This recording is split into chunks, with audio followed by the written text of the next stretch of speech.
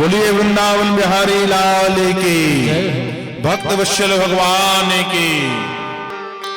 एक दिन भोले भंडारी, एक दिन वो भोले भंडारी बन के ब्रज की काली गोकुल में आ गए हैं, आ गए हैं।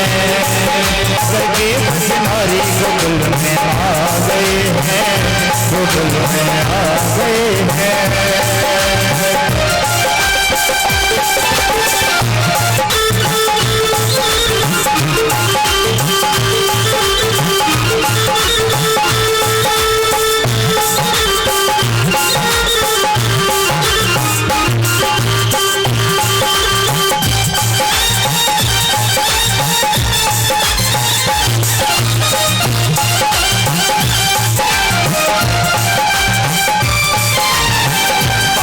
पार्वती के बोले मैं भी चलूंगा तेरे संग में, तेरे संग में।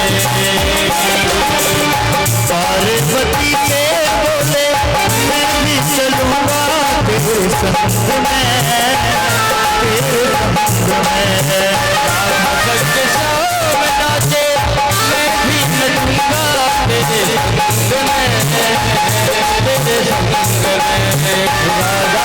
शाम नाचे मैं भी नचूंगा तेरे संग में, तेरे संग में।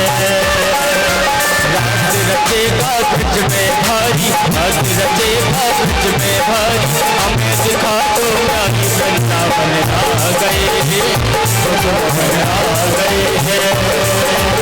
एक दिन भोले भंडारी बन करके भंडारी गोकुल में आ गए हैं, गोकुल में आ गए हैं।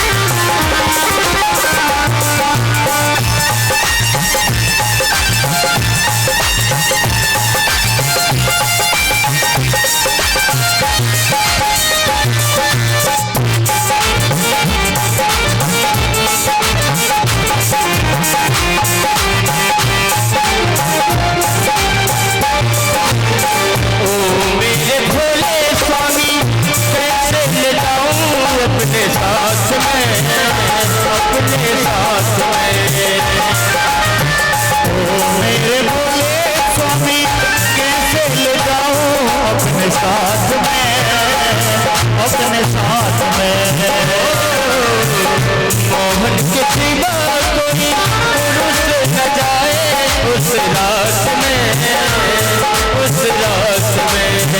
मोहन के सिवा कोई पुरुष न जाए उस रात में, उस रात में।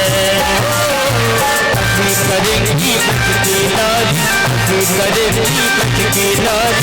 मानो बात हमारी गोकुल में आ गए हैं, आ गए हैं। ओ बिना भोले भंडारी करके बिहारी गोकुल में आ गए हैं, गोकुल में आ गए हैं।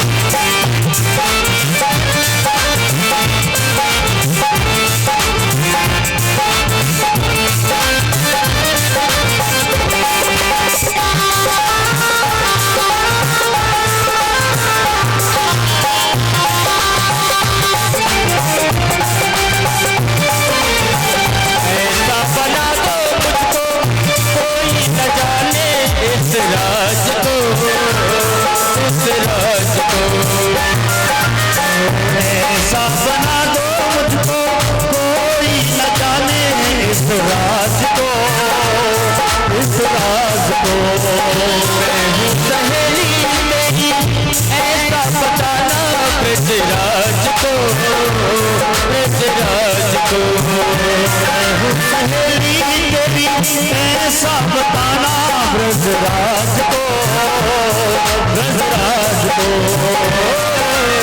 नाक चूड़ा नाक चूड़ा पहन के साड़ी चाल चले मधुआनी गोकुल में आ गए हैं, सजा आ गए हैं।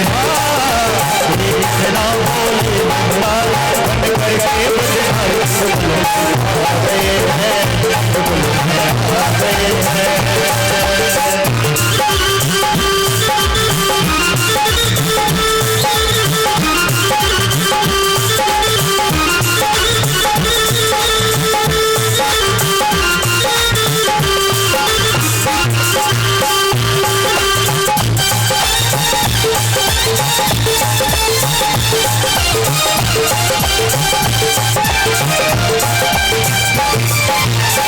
देखा जो मोहन ने तो समझ गए सारी बात रे, सारी बात रे। देखा जो मोहन समझ गए वो सारी बात रे, सारी बात रे। ऐसी बजाई मुरली खुद मुख भूले भोलेनाथ रे, भोलेनाथ रे। ऐसी बजाई मुरली खुद मुख भूले भोलेनाथ रे, भोलेनाथ रे। गई जब साड़ी लग गई जब साड़ी मुस्काए गए हाथ में आ गए हैं, में आ गए हैं। कृष्णा बोले भंडारी बन गए बजनाई गोकुल में आ गए हैं, गोकुल में आ गए हैं। पार्वती जी मना के हारी, पार्वती जी मना के हारी, ना माने सपुरानी गोकुल में आ गए हैं, गोकुल में आ गए हैं, गोकुल में आ गए हैं, गोकुल में आ गए हैं, गोकुल में आ गए हैं, गोकुल में आ गए हैं, गोकुल में आ गए। अगर जब पल्ला जो है उड़ा तो दर्शन हो गए, तो ठाकुर हंसने लगे कि वाह भोले बाबा। कहा प्रभु तुमसे मिलने की पीड़ा जो है वह विरह से ज्यादा मुझे हो रही थी, इसलिए मैं चला आया। तो ब्रज में जब आप जाएंगे तो एक स्थान मिलेगा गोपेश्वर महादेव, वहीं पर खड़े होकर महादेव का पल्ला जो है वह उड़ गया था। और वहां पर जब जो महादेव का शिवलिंग स्थापित है ना, बाद दिन में भूत भावन भगवान का श्रृंगार जो है वह पुरुष के रूप में होता है, रात्रि में पूरा श्रृंगार स्त्री जैसा होता है, पूरा श्रृंगार जो है वह स्त्री जैसा होता है। दूसरी कथा आती है कि महाराज महादेव जी रास पर जो है वह शामिल हुए, बंसी बजी, गोपियां नाच उठी, महादेव भी नाच उठे। और जब नाचते नाचते ताल पर बंसी की जो है ना वह भूल गए कि मैं बनावटी श्रृंगार करके आया हूं। तो कहा साड़ी आड़ी सब खुल गई और नाचते नाचते कन्हैया जी के सामने जाकर पहुंच पड़े। अब कन्हैया जी ने तो बाह पकड़ ली। तो कहा बाबा तुम कैसे? कहा प्रभु बस तुम्हारे प्रेम पर चला आया नाचने के लिए। कहा अच्छा एक बात और आती है कि जितने जो आपके लय होते हैं ना, जो स्वर होते हैं, ये सब मूर्ति रूप हैं साहब, ये सब जो है मूर्ति रूप है। नारद बाबा संगीतक आचार्य माने जाते हैं, माने जाते कि नहीं माने जाते? अब वह तो संगीतक आचार्य हैं, अपना वीणा लेकर उसमें श्रीमन नारायण नारायण करके जाप करते हुए घूमते हैं। उनके एक मित्र थे पर्वत नाम के, दोनों ने जो है नया नया संगीत सीखा।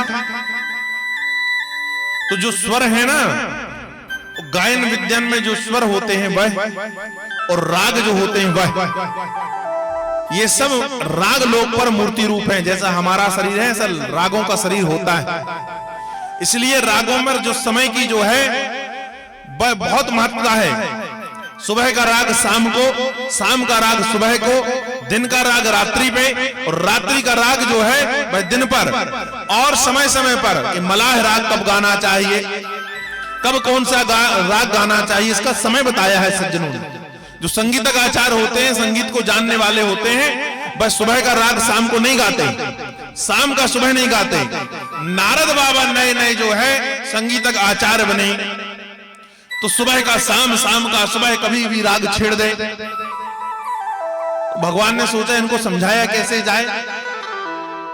तो एक दिन भगवान विष्णु जो है लीला करते हैं, नारद को मिले। नारद जी ने प्रणाम किया, महाराज प्रणाम। कहा क्या कर रहे हो? कहा महाराज अभी अभी गायन विद्या सीखी है, तो इसी का अभ्यास चलता रहता है। कहा दिन रात? कहा दिन रात गायन में मैं व्यस्त रहता हूं। कहा आओ चलो घूम के आते हैं। कहा चलो। तो राग लोक पर ले गए और वहां जाकर नारद जी को छोड़कर भगवान अंतर्ध्यान हो गए। अब नारद जी धीरे धीरे जो है वह वीणा को बजाएं, श्रीमन नारायण श्रीमन नारायण, और आजू बाजू देखें तो वहां जितने नर नारी दिखें, किसी की आंख फूटी, किसी का हाथ टूटा, किसी का पैर टूटा, किसी का सिर ही नहीं है, किसी का पैर ही नहीं है। कहा प्रभु ऐसे कैसे लोक में ले आए? यहां सब खंडित है। थोड़ा और आगे बढ़े, एक से प्रणाम किया, भैया प्रणाम। ने कहा प्रणाम जी बाबा। कहा हम आपके नगर पर देख रहे हैं कि सारे लोग जो हैं वह अंग भंग है,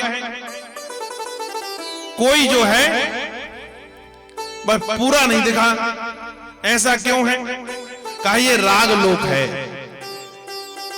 यहां सब राग लोग हैं, सारे स्वर लोग, सारे स्वर हैं। पर अभी अभी एक पागल बाबा हुआ है, कहा नारद, वो सब हमें गड़बड़ कर दे रहा है, हमें उसी ने खंडित किया है। सुबह का राग शाम को छेड़ देता है, शाम का सुबह छेड़ देता है। जो रात में नहीं गाना चाहिए उन्हें रात में गाता है, जो दिन में नहीं गाना चाहिए उन्हें दिन में गाता है। हम सबको खंडित करके छोड़ दिया है। नारद ने कहा कि यदि धोखे से भी मैंने बता दिया कि मेरा ही नाम नारद है तो बहुत पिटाई होगी। तो वहां धीरे से निकले, भगवान के पास गए। कहा प्रभु क्षमा चाहूंगा, मैं नया नया संगीत सीखा था, मुझे इस बात का पता ही नहीं था कि रागों का भी समय होता है। अब मैं सुबह से शाम जो है जब जिस राग का समय है वही गाऊंगा, पर मुझे बताएगा कौन कि कब कौन सा राग गाना चाहिए? तो नारायण ने कहा कि जो तुमने खंडित किए हो मैं उन्हें ठीक कर दूंगा। महादेव के पास जाओ, सबसे ज्यादा जो है रागों का ज्ञान संगीतक आचार्य कोई है तो महादेव। कहा महादेव के पास जाओ, जैसा संगीत होना चाहिए वैसा सीखो। फिर नारद ने संगीत सीखा है महादेव से। तो यहां पर भगवान जब बंसी बजाने के लिए उद्यत हुए, ये ब्रज पर जब जब बंसी बजाते हैं तो कभी कभी प्रेम पर आकर गौरा भगवान महादेव से पूछ लेती है कि आप तो संगीतक आचार्य हैं, आप संगीत विशारद हैं महादेव, इस समय यह बताओ कन्हैया किस स्वर में बंसी बजा रहा है? कौन सा स्वर कन्हैया ने छेड़ा है? और महादेव हाथ जोड़कर गौरा से कहते हैं कि गौरा मैं संगीतक आचार्य ही हूं, बस सचमुच संगीत के सागर हैं। मैं सिर्फ आचार्य हूं, बस संगीत के सागर हैं। जैसे लोग मायावी होते हैं वह मायापति हैं, ऐसे संगीत के सागर हैं। कब कौन सा स्वर छेड़े उसमें मत जाओ, बस आनंद लो मुरलिया का। और ठाकुर जब मुरली बजाते हैं तो महादेव जैसे ज्ञानी भी मोहित होकर आ जाते हैं। भगवान ने रास रचाई, सारी गोपियों को तृप्त किया। रास पूर्ण होने के बाद पर गोपियों को भगवान ने तृप्त किया है। यहां भगवान ने काम को जीता है, काम पर विजय प्राप्त की है। मां हर गोपी के साथ पर कृष्ण ऐसे नाचे कि सारी गोपियों की संख्या कोई नहीं बता सकता साहब कितनी थी, क्योंकि असंख्य गोपी थी। जितने अलमात्मा परमात्मा कल मैंने बताया था सिद्ध साधु संत थे, वह सब गोपी बनकर आए। वेद की सारी ऋचाएं गोपी बनकर आई, सारी औषधियां गोपी बनकर आई, सारे जलचर जब है कश्यप स्वरूप में भगवान ने आशीर्वाद दिया था सब गोपी बनकर आए। राम रूप में जितने को प्रदान दिया है जितनी नारियों को वह सब गोपी बनकर आई। भगवान के जितने भक्त चाह रहे थे भगवान का आलिंगन करने वह सब गोपी बनकर आए। तो इतनी असंख्य गोपियां थी कि गोपियों की संख्या कहीं बताई नहीं जा सकती। और भगवान ने इतना विशाल स्वरूप अपना धारण किया, इतने विग्रह भगवान ने अपने बनाए कि हर गोपी को ऐसा लगा कि कृष्ण उसी के साथ नाच रहे हैं। अनेकों रूपों में आकर भगवान ने सारी गोपियों के साथ पर नृत्य किया है। इसी को महारास कहते हैं। महाराज, महारास पूरा हुआ, भगवान ने काम पर विजय प्राप्त की। काम पर विजय प्राप्त करने के बाद भगवान, काम पर विजय जो है दोनों ने प्राप्त की है। महारास पर जो है वह जो है कृष्ण ने विजय प्राप्त की काम पर, और फुलवारी पर सीता जी को देखते हुए राम जी ने जो है काम पर विजय प्राप्त की। यहां तो काम ने कृष्ण से शर्त नहीं लगाई थी, लेकिन जनकपुरी पर फुलवारी में तो काम ने भगवान ठाकुर से, राम से शर्त लगाई थी। कहा प्रभु एक बात है। कहा क्या? कहा अति रूपेण वही सीता, सीता जी अति रूपवान है साहब। कहा अति रूपवान है भगवती सीता जो है, उनके जैसा रूप किसी का नहीं है।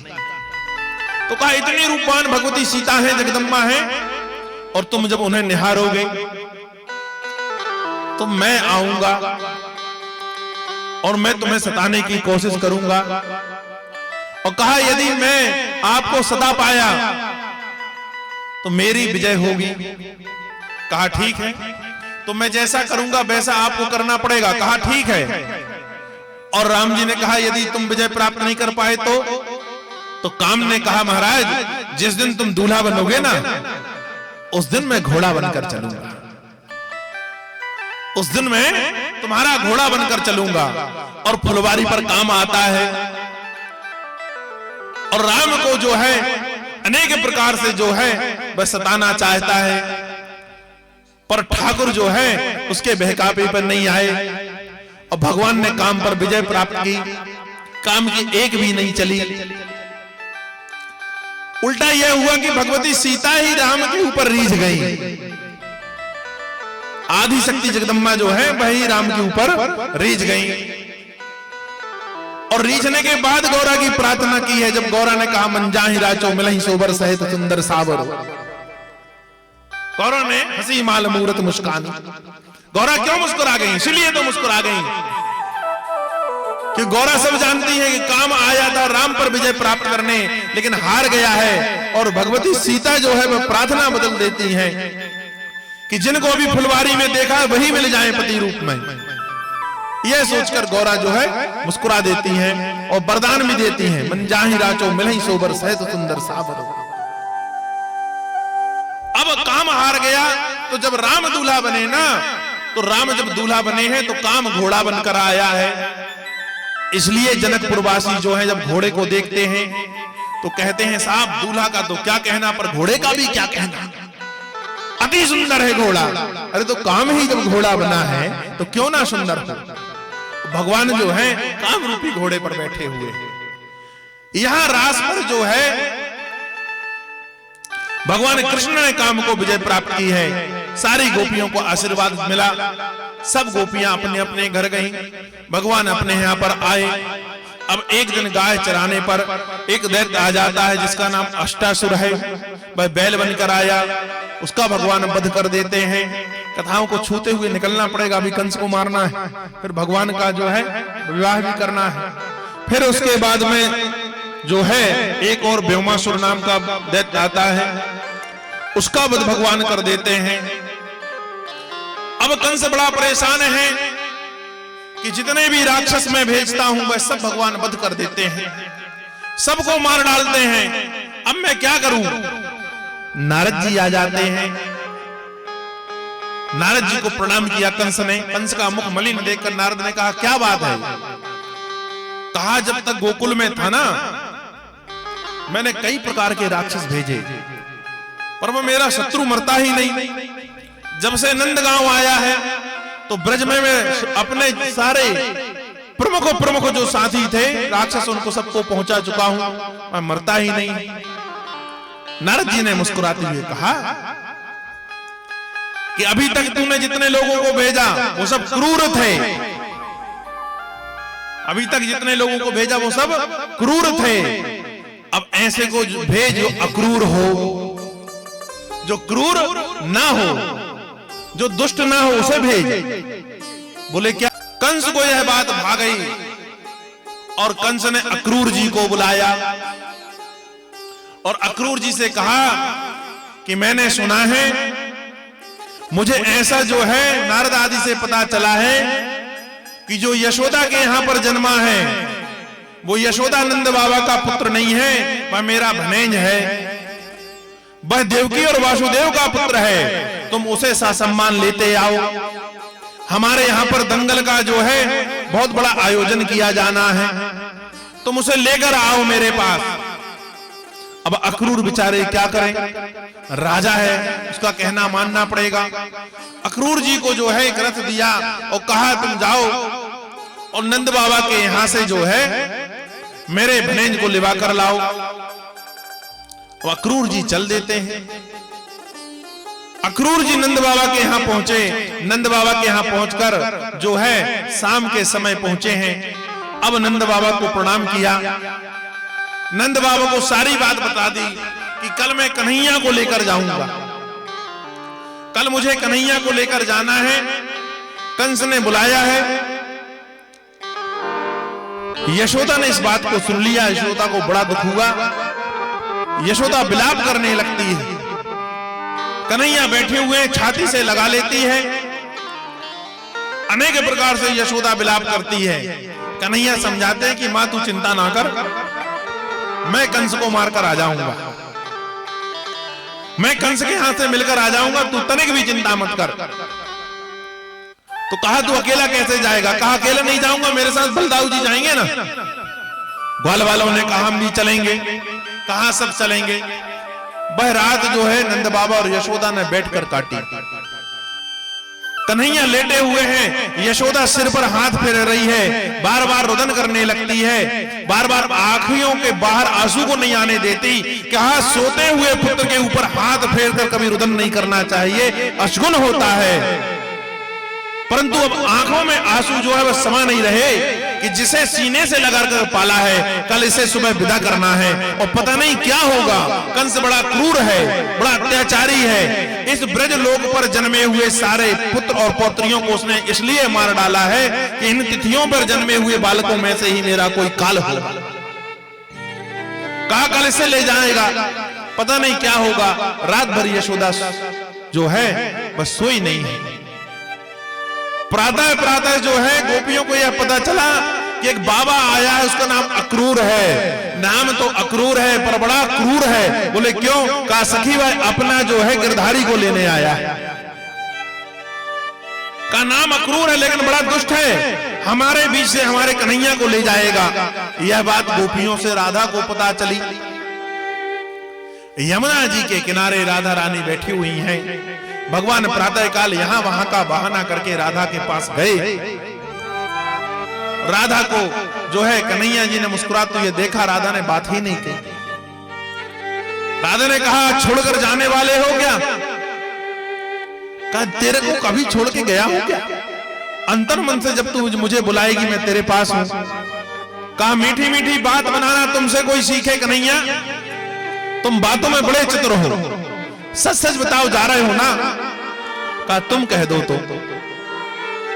कहा तुम कह दो तो राधा ने कहा मत जाओ, मेरे पास बैठो। कन्हैया पैरों के पास बैठ गए।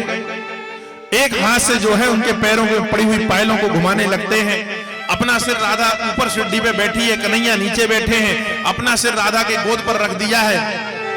राधा धीरे धीरे जो है रोते हुए जो है हाथ फेरती हैं कन्हैया के बालों पर। कहा सच में नहीं जाओगे? कहा जब तक तू नहीं कहेगी नहीं जाऊंगा। अब देवताओं में खलबली मच गई महाराज, देवताओं में खलबली मच गई कि राधा ने कहीं कह दिया कि मत जाओ तो कन्हैया जाएगा नहीं, नहीं जाएगा तो कंस कैसे मरेगा, कंस नहीं मरेगा तो हम लोगों का उद्धार कैसे होगा। सारे देवता वहां ब्रजमंडल पर जो है प्रकट हो जाते हैं यमुना जी के किनारे। राधा आदिशक्ति जगदम्बा से हाथ जोड़कर प्रार्थना करते हैं। राधा कोई सहज नहीं है साहब, स्वयं परमात्मा की आह्लादी का शक्ति राधा है। अन्य ग्रंथों में वर्णन आता है कि जब त्रेता पर भगवान राम के सामने लव और कुश को सिद्ध करने के लिए कि यह राम के बालक हैं, भगवती सीता आती हैं और कहा वाल्मीकि जी और सीता कहते हैं कि लव और कुश मेरे बालक हैं, तो राम जी कहते हैं मैं मान जाता हूं, मैं मान लूंगा मेरे बालक। राम जैसा कोई हो नहीं सकता, क्योंकि राम ने एक पैर रखने से पहले 100 बार सोचा है। सामने दोनों बालक खड़े हैं, उनने पहले ही सिद्ध कर दिया है कि उनके अलावा राम का घोड़ा कोई रोक नहीं सकता, उनके अलावा भरत और शत्रुघ्न को कोई परास्त नहीं कर सकता, उनके अलावा हनुमान जी को कोई नहीं बांध सकता। उसके बाद भी राम कहते हैं कि मैं तब मानूंगा जब सीता आकर कहे ये मैं तुम्हारे तुम मेरे बालक हो। वाल्मीकि जी के सामने साक्ष्य दिलाए तब मैं मानूंगा तुम मेरे बालक हो। आज सीता वन से आती है वाल्मीकि के साथ। वाल्मीकि जी ने कहा कि लव और कुश राम तुम्हारे बालक हैं, और सीता जो है वह बैठी हुई है, सामने खड़ी हुई है, राम बैठे हुए हैं। सीता की ओर राम ने देखा तो सीता ने एक ही शब्द कहा कि यदि राम लव और कुश तुम्हारे बालक हैं तो पृथ्वी फट जाए, मैं उस पर समाना चाहती हूं। और पृथ्वी फट गई, सीता उसमें समा रही हैं। दौड़कर लक्ष्मण भाभी कहते हुए कुछ हाथ नहीं आया, बालों को पकड़ा है जो आज भी केश डले हुए हैं जहां सीता समाई हुई। पर जब सीता समा रही थी, उस समाते हुए सीता ने मन ही मन जो प्रार्थना की राम से कि प्रभु, मन में यह प्रार्थना तो है कि जब जब मैं जन्म लूं आपकी जो है अर्धांगिनी ही बनूं, और जब जब तुम जन्म लेकर पृथ्वी पर आओ मैं तुम्हारे साथ ही जन्म लेना चाहती हूं, तुम्हारे साथ ही जन्म लेकर आना चाहती हूं। लेकिन जितना कष्ट इस जन्म पर मुझे प्राप्त हुआ है, जितना मैंने इस जन्म पर भोगा है, अगले जन्म पर इतना ना भोगना पड़े, यह वरदान दे देना। राम मर्यादा में है, कुछ बोल नहीं पा रहा है, लेकिन मन ही मन किया कि सीता अगला जन्म जो तुम्हारा होगा वह 2 रूपों में होगा। एक रूप में तुम आओगे पूर्ण मर्यादा रखकर, जैसी मर्यादा में रहना चाहिए वैसा, और एक जो तुम्हारा स्वरूप होगा वह स्वच्छंद होगा। वही सीता 2 जन्मों 2 स्वरूप रखकर द्वापर में आती है। एक है राधा का और दूसरा है रुक्मिणी का। राधा का जो स्वरूप है वह स्वच्छंद है। आधी रात में बंसी बजती है, आधी रात में आ जाएंगे, सुबह बंसी बजती है, सुबह आ जाते हैं। जहां कन्हैया है वहीं राधा स्थापित हो जाती है, वहीं राधा आ जाती है। पर रुक्मिणी का जो स्वरूप है वो मर्यादित है महाराज। ये दोनों स्वरूप जो है लक्ष्मी के ही स्वरूप हैं। आज राधा कहती है मत जाओ। जब राधा ने कहा मत जाओ तो कृष्ण कहने लगे नहीं जाऊंगा। देवताओं में खलबली मच गई, सारे देवता प्रकट हो जाते हैं। राधा की प्रार्थना करने लगे, हे जगदम्बा, हे भगवती, यदि ये नहीं जाएंगे तो कंस नहीं मरेगा, कंस नहीं मरेगा तो हमारा उद्धार कैसे होगा? हम सब आपकी संतानें हैं। और राधा के चरणों पर देवता लोग लौटने लगे। अब राधा को दया आ गई, कहा जाओ, चले जाओ। कहा विरह की पीड़ा तुम लोग नहीं समझते, तुम मर्द जाति के हो। तुमने बुला लिया ना अपने बच्चों को। कहा स्त्री का जो हृदय होता है बड़ा कोमल होता है, तो मातत्व है। तो कन्हैया मुस्कुराते हुए वचन देते हैं। कहा ठीक है, इस जन्म पर तो मैं पुरुष का हृदय लेकर आया हूं, पर जब कलंकी अवतार लेकर आऊंगा ना, जब कलंकी अवतार लेकर आऊंगा तो भगवान के साथ इस बार जो है 2-3 अजूबा घटनाएं घटेंगी भैया, जब भगवान कलंकी अवतार लेंगे। कहा क्या? कहा एक तो जो भगवान अवतार लेकर आएंगे तो विवाह जिससे होगा ना वो 2 युग बड़ी होगी। कलंकी अवतार में जिससे विवाह करेंगे उसका नाम है वैष्णवी। जैसे आप वैष्णो देवी कह के जाकर प्रणाम करके आते हो ना कश्मीर पे, जम्मू पे, वह वैष्णवी जो है वह दक्ष प्रजापति की लड़की है। और वह त्रेता से जो है, त्रेता पर भगवान राम को अपने पति के रूप में प्राप्त करना चाह रही थी, तो तपस्या करती हैं। राम जो है वन पर थे, सीता का हरण हो चुका था। किसी संत ने कहा कि प्रभु यह वैष्णवी है, दक्ष प्रजापति की जो है लड़की है, ये देवी स्वरूपा है, ये आपके साथ विवाह करना चाहती है। राम ने कहा यह जन्म तो मेरा मर्यादा पुरुषोत्तम है, कहा कम से कम दर्शन देकर ही उद्धार कर दो। तो राम जो हनुमान जी के साथ पर दोनों जन साधु का रूप धारण करके उसके पास जाते हैं। वैष्णवी जहां तपस्या कर रही है वहां राम पहुंचते हैं हनुमान जी के साथ, और वहां जाकर जब प्रणाम किया वैष्णवी ने भगवान को साधु स्वरूप में और वरदान मांगा कि हे प्रभु मुझे ऐसा वरदान दो कि मैं अपने पति के रूप में राम को प्राप्त करना चाहती हूं, राम मुझे जो है पत्नी रूप में स्वीकार करके अनुग्रहित करें। तो राम मुस्कुरा देते हैं, और राम की मुस्कान सिर्फ राम की मुस्कान है। जैसे ही मुस्कुराना वैष्णवी समझ जाती है कि यही ठाकुर है, तो राम को प्रणाम करके कहने लगती हैं कि स्वामी बड़ी कृपा की, मुझे अंगीकार कर लीजिए। भगवान राम कहते हैं सुनो वैष्णवी, इस जन्म पर मैं पूर्ण मर्यादा पुरुषोत्तम हूं, मेरा विवाह हो चुका है और मेरी पत्नी सीता है, उन्हीं का हरण हुआ है, मैं उन्हीं को खोजते हुए वन वन घूम रहा हूं।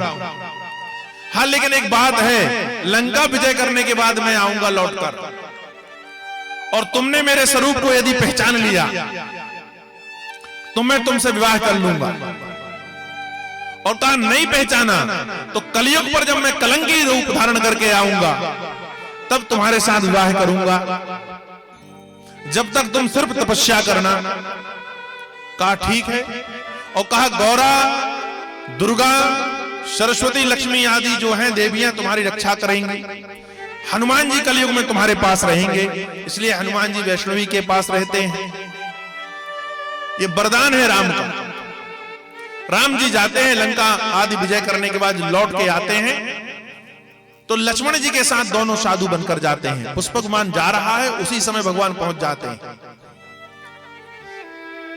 और जब उनके पास पहुंचे तो वैष्णवी फिर नहीं पहचान पाई भगवान, और सुंदर फल फूल खिलाने लगती है, बस समझती है कि साधु ही आए हैं। तब भगवान अपना स्वरूप दर्शन करा देते हैं और कहते हैं वैष्णवी तुमने मुझे पहचाना नहीं, कलंकी अवतार पर तुम मेरी पत्नी बनोगी। तो वही वैष्णवी यहां बैठी हुई है वैष्णो देवी के रूप पर। भगवान जब कलंकी अवतार लेंगे ना तो वो कुंवारी हैं अभी, उनका विवाह होगा कलंकी अवतार पर भगवान के साथ। इस बार ऐसा होगा कि 2 युग बड़ी, त्रेता पे जन्मी है, द्वापर निकल गया, और कलयुग 2 युग बड़ी जो है वह भगवती रहेंगी और 2 युग छोटे भगवान रहेंगे। कहा अच्छा, कहा कहा दूसरी बात राधा रानी से वही कहते हैं ठाकुर, कहा जब मैं कलंकी अवतार लूंगा ना तो एक विशेष बात होगी। बोले क्या? कहा मेरा शरीर तो पुरुष का होगा पर हृदय स्त्री का होगा। का शरीर तो पुरुष का होगा पर हृदय जो है वह स्त्री का होगा, मातृत्व लेकर पैदा होगा, कोमल हृदय लेकर आऊंगा। ये राधा को वरदान दिया। जब राधा जाने लगे भगवान श्री कृष्ण तो राधा रुदन करने लगी। तो कहा राधा तुम मत लो, वो तेरे आंसुओं से त्रिलोकी बह जाएगी। तो कहा एक वरदान दो, जब मैं याद करूंगी तो मेरे पास रहोगे। कहा जब तुम याद करोगे मैं तुम्हारे पास में जो है वह आ जाऊंगा। कहा ठीक है। भगवान गोपियों को छोड़कर अक्रूर जी के साथ पर, कुछ ग्वाल वालों के साथ पर, बलराम भैया के साथ पर मथुरा गमन करते हैं महाराज। मथुरा के लिए रोते बिलखते ग्वाल वालों को, रोती बिलखती गोपियों को, और यशोदा तो पछाड़ खाकर गिर जाती है महाराज। उनको छोड़कर नाना प्रकार से समझाती हुई गोपियां उनको उठाती हैं, भगवान वहां से निकल जाते हैं। अब भगवान आगे चले। अक्रूर को बड़ा मन में क्षुब्ध है कि मैं परमात्मा को पूरा परिवार छुड़ाकर अपने साथ ले आया हूं। भाई अभी यह भी नहीं समझ सकते ये पूर्ण ब्रह्म परमात्मा है। उनको लगा छोटा सा लाला है, कंस के पास ले जा रहा हूं, पता नहीं क्या गति होगी, इसका पाप मेरे माथे आएगा। दोपहर का समय, रास्ते पर जमुना जी मिली, अक्रूर जी ने रथ को वहीं खड़ा कर दिया। अक्रूर कुछ बोल ही नहीं पा रहे। निवेदन किया बलदाऊ कृष्ण से कि मध्यांतर हो चुका है। कहा ठीक है। कहा महाराज मैं स्नान करके गायत्री कर लूं? कहा कर लो। मध्यांतर में अक्रूर जी स्नान करने लगे। जब जमुना जी में डुबकी लगाते हैं ना और नीचे जाते हैं तो वहां देखते हैं कि बलदाऊ जी जो हैं वह चमर ढुला रहे हैं। कन्हैया जी बढ़िया एक सिंहासन पर बैठे हैं। डुबकी लगाकर नीचे जब देखते हैं जमुना जी पर तो ऊपर आ जाते हैं। ऊपर आकर देखते हैं तो दोनों भैया जो हैं वह रथ पर सवार हैं।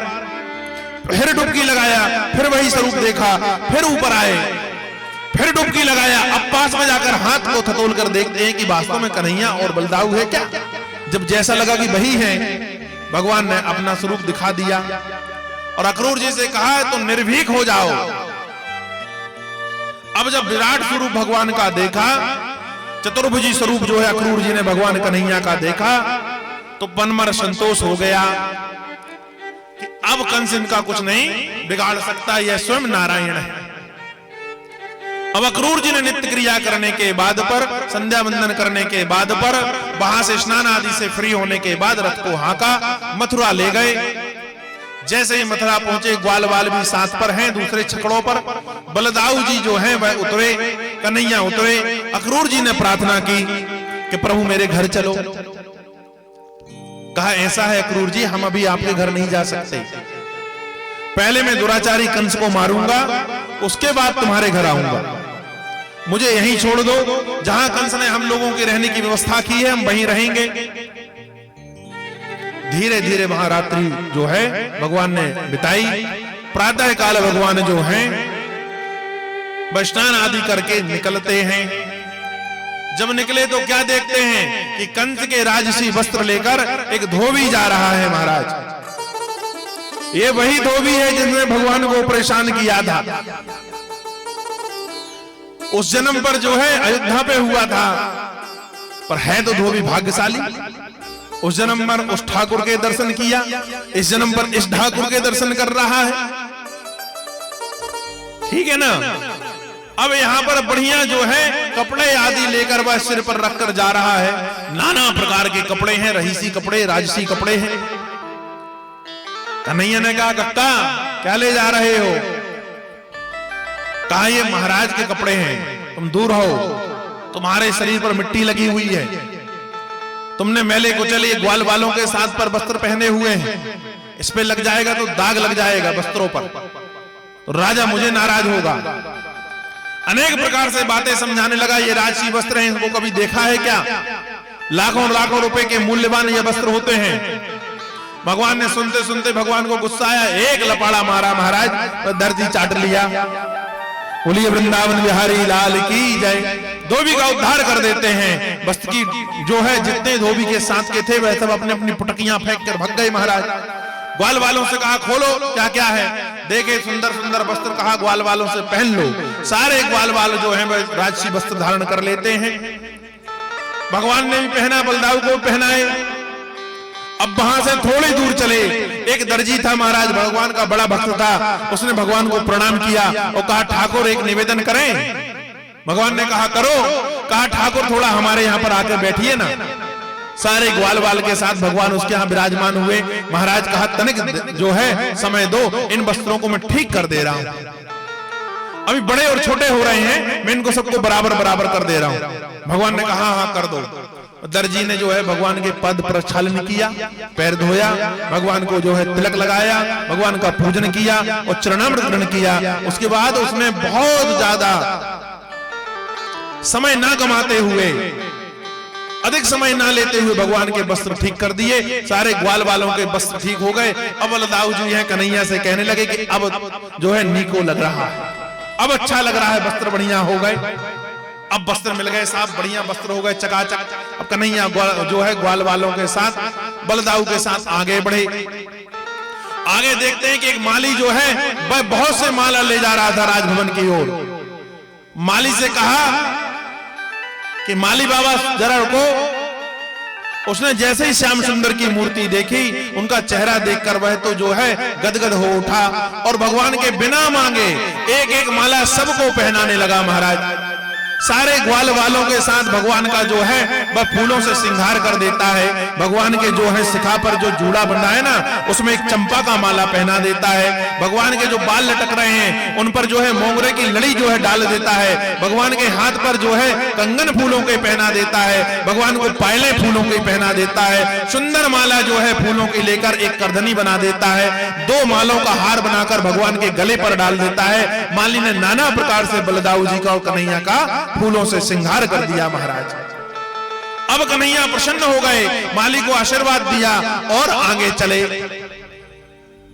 तो क्या देखते हैं, राजभवन के पास पर एक 3 जगह से टेढ़ी कुब्जा रोज नाना प्रकार का चंदन घिसकर और कंस को लगाने जाती है। वही कुब्जा चली आ रही है। कन्हैया जी उसके सामने खड़े हो जाते हैं और कहा, तनिक रुको सुंदरी। कुब्जा को आज तक किसी ने सुंदरी नहीं कहा था। महाराज ने जो है वह सुंदरी कहा।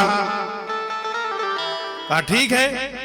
और जैसे ही सुंदरी कहा, कुब्जा ठहर गई। भगवान ने कहा, थोड़ा सा चंदन हमें दे दो। कुब्जा ने थोड़ा सा चंदन भगवान को लगा दिया। अब तो भगवान प्रसन्न हो गए। कुब्जा ने बलदाऊ जी को भी चंदन लगाया, सारे ग्वाल वालों को लगाया। और जैसे ही कुब्जा लौट कर आई, भगवान ने कहा, तनिक ठहरो। कुब्जा ठहरी।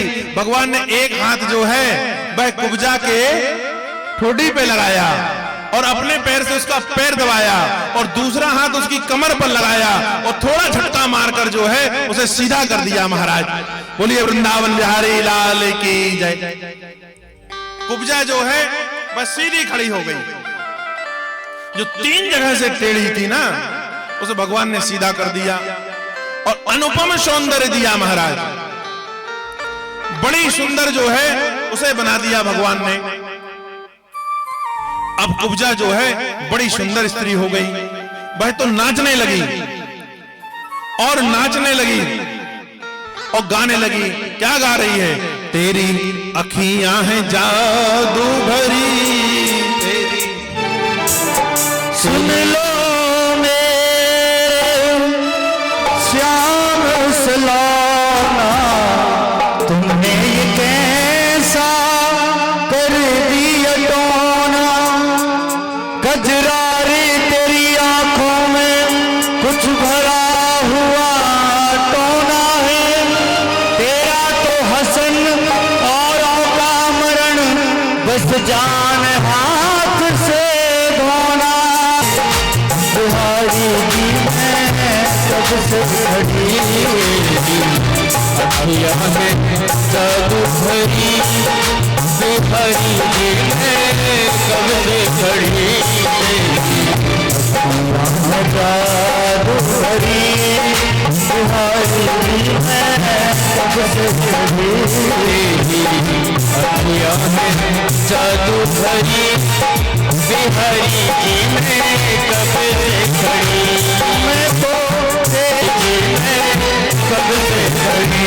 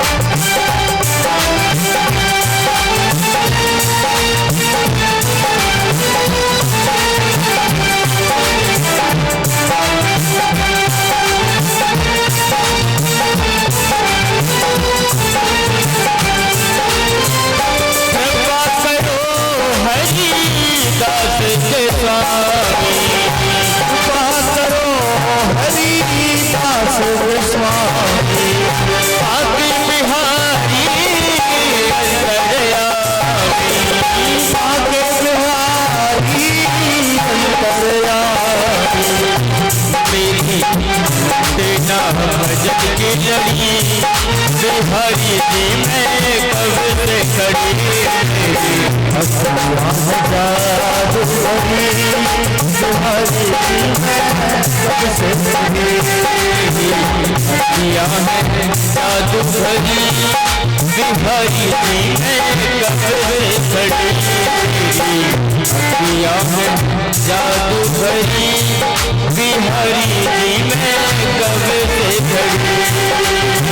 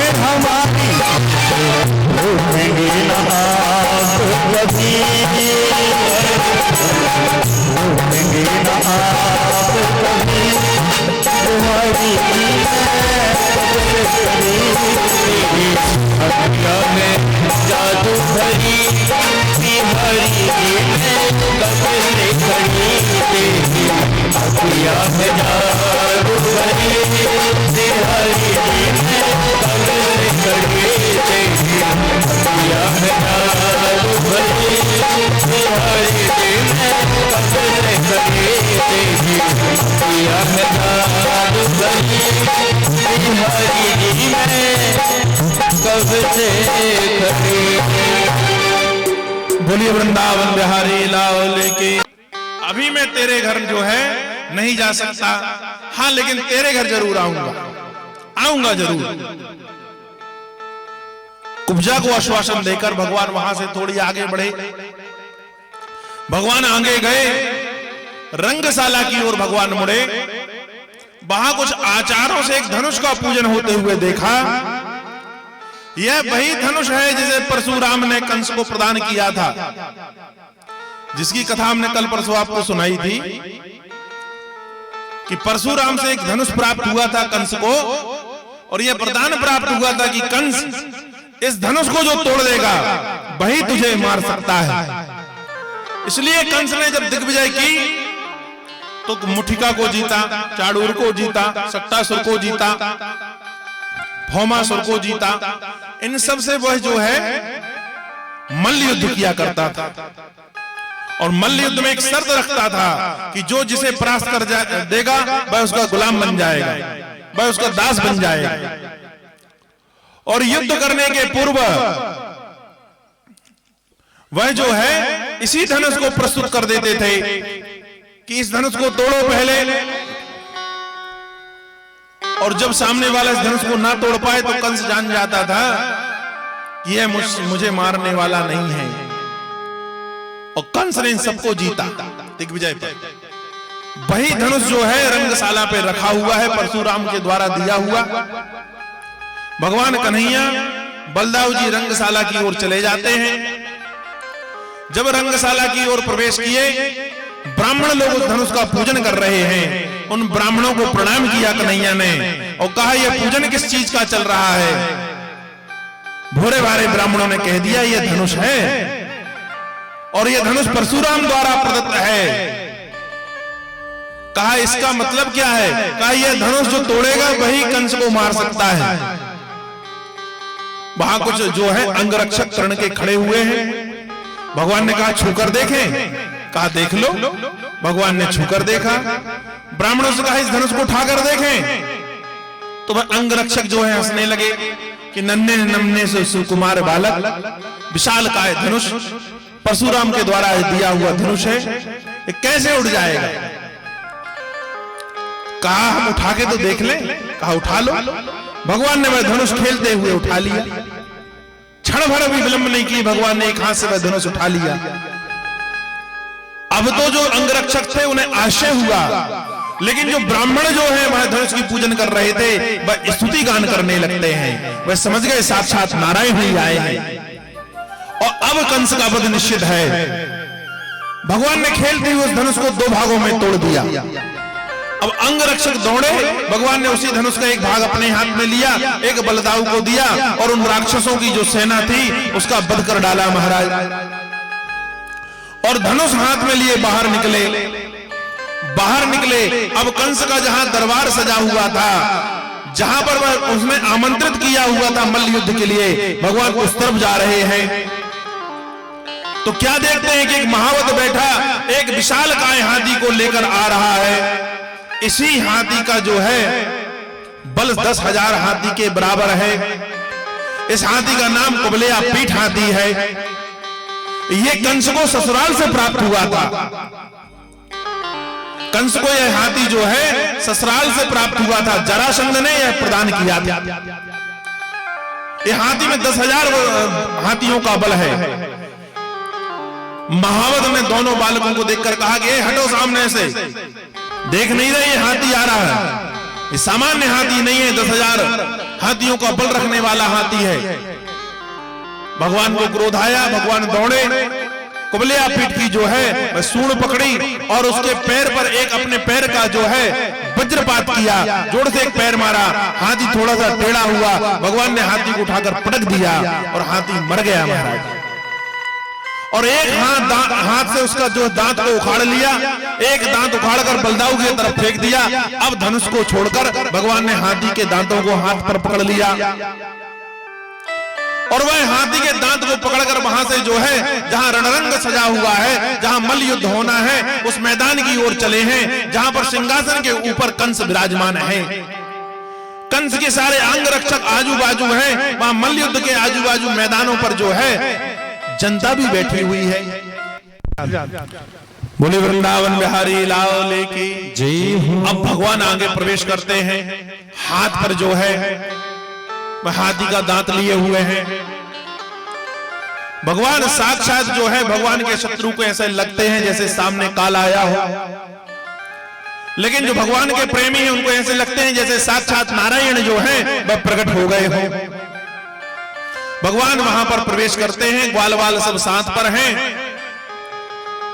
अब कंस ने जो है अपने साथी चाणूर के द्वारा कहलवाया कि कन्हैया, हमने तुम्हारे बल की बहुत प्रशंसा सुनी है, तुमने नाना प्रकार के राक्षसों का वध किया है, आज हमारे साथ दो दो हाथ कर लो, मैं तुम्हें मल्ल युद्ध के लिए ललकारता हूं।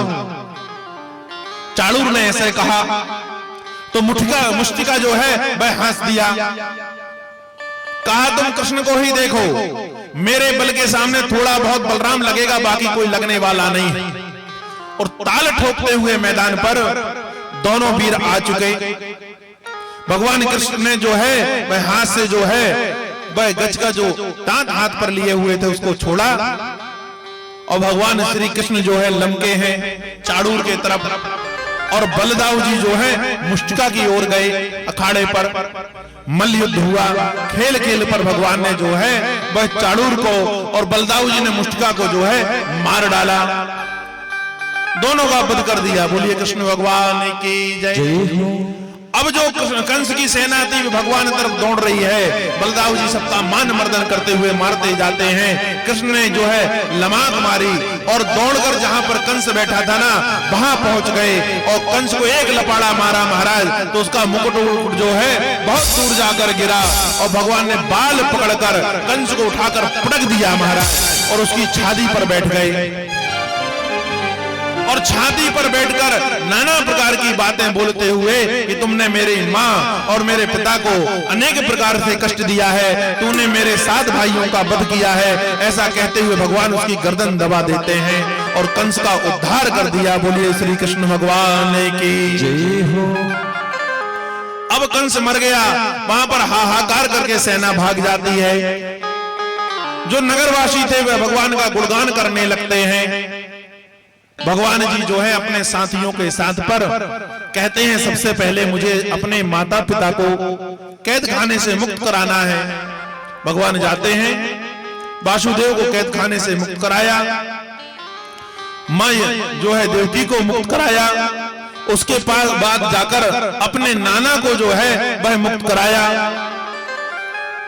कंस ने अपने पिता को उग्रसेन जी को भी कारावास में डाल दिया था, तो उग्रसेन को भी मुक्त कराया और उग्रसेन को मुक्त कराकर फिर लाते हैं, उनको सुंदर वस्त्र पहनाए, उनका श्रृंगार हुआ और उनको जो है राज तिलक करके जो है गद्दी पर बिठाला। भगवान कृष्ण क्यों नहीं बैठे?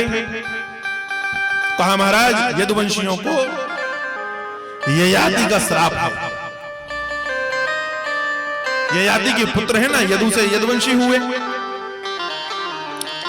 तो कहा जब शुक्राचार्य ने महाराज ययाति को श्राप दिया था, ययाति महाराज की 2 पत्नियां थी।